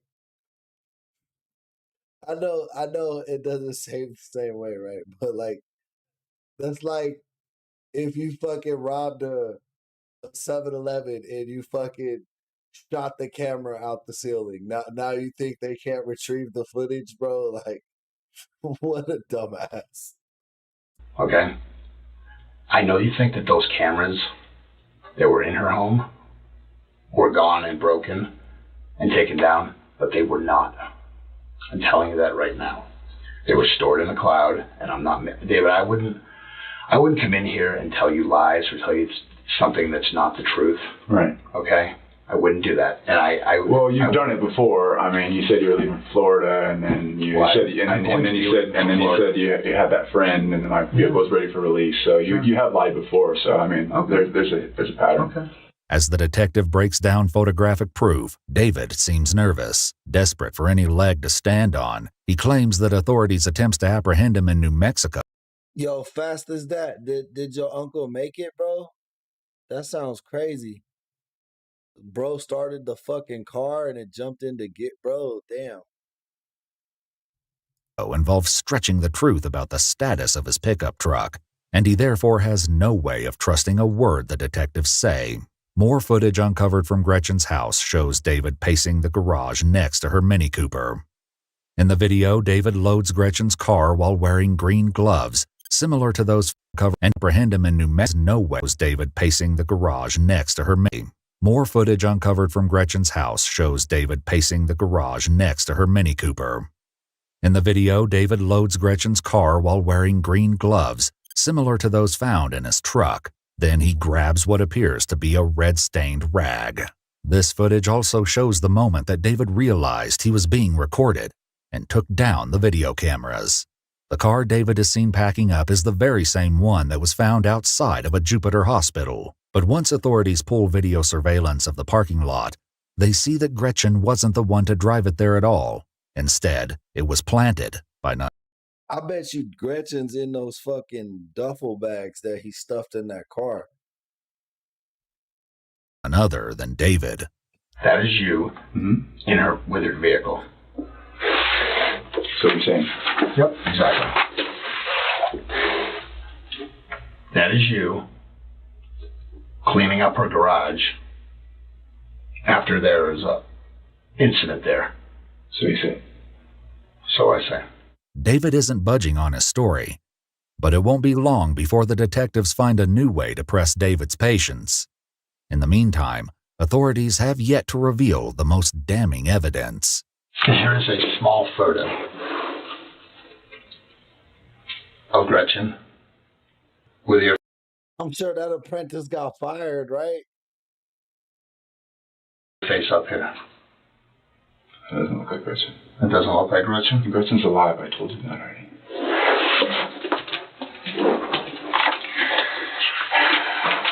David, we really don't need you to tell us what happened because we already know what happened. It doesn't matter to us. We have that. We have what happened. Then what are we We doing? need to do Then what are we doing? is find her. What are we doing? He's telling you. Well, We know what happened because the video tells us what happened, right? Okay. But So let's get past that. Tells you We'll what way happened. past that. So what happened? you I killed just her. told you what happened. There are no signs of life of Gretchen. She wants it that way. No, there is She would zero. never leave her daughter. Never. Well, when you're facing what she's facing, as far as what she uncovered, you might change your tune. David, we know she's dead. Only time would tell when it came to what actually happened. Hey, bro was committed to the bit. I'll tell you that. Like, that female cop just showed frustration a little bit. She was like, David, like when you talk to a kid and you just tell them that you know what they did already. David, we know she's dead. Like, David is committed to the bit, bro. Happened to Gretchen, and soon more evidence found in her home would make things clear. In the meantime, when detectives spoke with a friend of Gretchen's, they learned that David had a strong bond with Gretchen's daughter, Ava. We all know she's dead, and you know she's dead. We're just trying to help Ava out. Then what are we doing here? Exactly what we asked. What the thing that I asked you when we first sat down here is to find the If location. you have all the information that you need, then I don't know what else. Ava would like for you to tell her where her mother's buried. Don't use Ava in this. We are. You see that little girl right there? I want you to look at her. I love her dearly. Look at her. I know you do. Dearly. You know, Look at her real good. I was the one who taught her how to ride a bicycle and shoot a hoop and use her awareness. Awesome. Yep, and that is awesome. Then do what's right for her. I would never hurt her. Not Ava. I would never hurt either one of them. Well, you're hurting her indirectly by not letting us know where her mom is. Ava's a nervous wreck right now. She can't sleep. She can't eat. Do not use Ava. You know, we are. Okay. Because that's what's left. Do you know how screwed up this little girl is going to be growing up, not knowing or having any closure about what happened with her mom? You have no idea. As David continues to argue his innocence, police are hard at work collecting more evidence. While they're able to spot David's vehicle on Florida toll cameras, referred to as the SunPass system, they aren't surprised to find Gretchen's Mini Cooper absent. Well, Remember, because he said she was following me, she was traveling with me, and then we split ways in El Paso. A terrible event happens. Something, listen to what I'm saying. So you're saying, okay, something terrible happened Saturday morning. Something that you probably didn't want to happen. Maybe not. I don't know. But something terrible happened. And it stinks. And it stinks.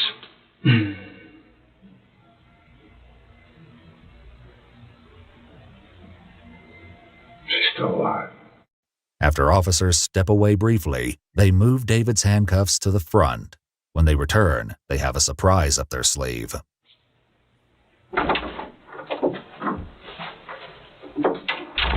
David, you want water? Sure. You want water right there for you. It's right next to you on the left. David, I'm going to play something for you. I need you to listen to it. I would like you to listen to it. David, it's Ava. I love you. I'm scared. I miss my mom. Well, I need Ava. to know where my mom is. Please do the right thing and tell me where my mom is. It is. Please, No. I love you. It is. Wait. No. Bro's like, that's AI. That ain't really her. She doesn't have to see you as a monster. Of Gretchen, at least for now. When police sense they're not getting anywhere, they leave him with one final thought. I'm going to step up. Remember that recording. Remember that little girl's recording. It's not Ava. So. Remember that little girl's recording? Remember how she feels. Susie. And you take that with you. This officer had a wild come over. Take it with you. See how it feels. There was one final piece of evidence that made it clear David was lying all along, straight from Gretchen herself. What you're about to hear are Gretchen's last moments, recorded by her Alexa device on the same morning that she disappeared, and moments after she discovered David on her back patio. After his questioning, David Anthony was arrested and charged with second-degree murder. Damn, it didn't recognize what she said. In the kidnapping of Gretchen Anthony. As part of a deal, David pled guilty to both charges. Part of David's plea agreement required that he successfully lead authorities to Gretchen's remains, which were buried in a grassy area behind a Walmart store, 3 miles from her home. Strangely, a tip called in from a man living in Jupiter reported strange smells and buzzards. I remember noticing kind of a horrible, hot rotting smell as I was driving home from work. This tip was about an area less than 3 miles from the site of Gretchen's shallow grave.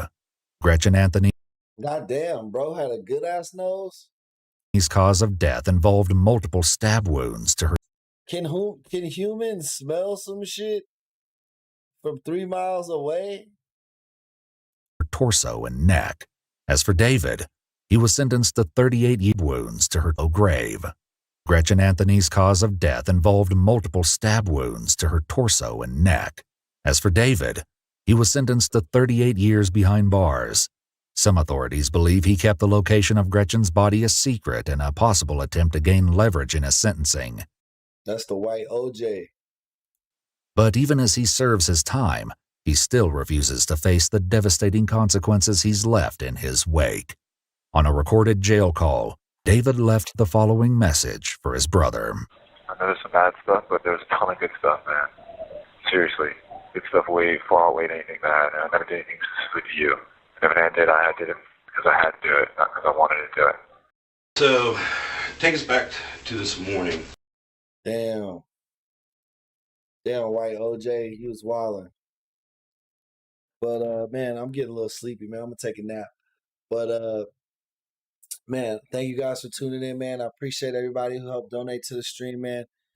Help the channel out. You know, it's always awesome when you guys help sponsor the stream, man. Keeps the energy high, keeps everybody having a good time. Shout out to everybody who liked this up today, man. We almost to 11,000. We probably should hit 11,000 sometime today. With that being said, man, I love each and every one of y'all. Thank y'all for tuning in. It's a blast hanging out with you guys. Make sure you check out our memberships if you haven't already. Subscribe to the channel. Cue the outro. Thank y'all for being here. You could be anywhere in the world, but you're here with me. And for that, I appreciate you. Peace and love. Cue the outro.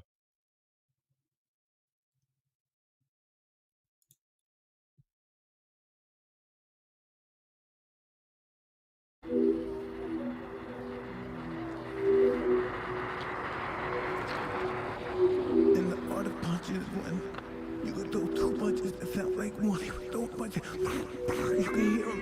They were two, but they sound like fucking one punch. They don't understand. Anybody that hears this understand art of fighting. They know what I'm saying. You do two punches that sound like one.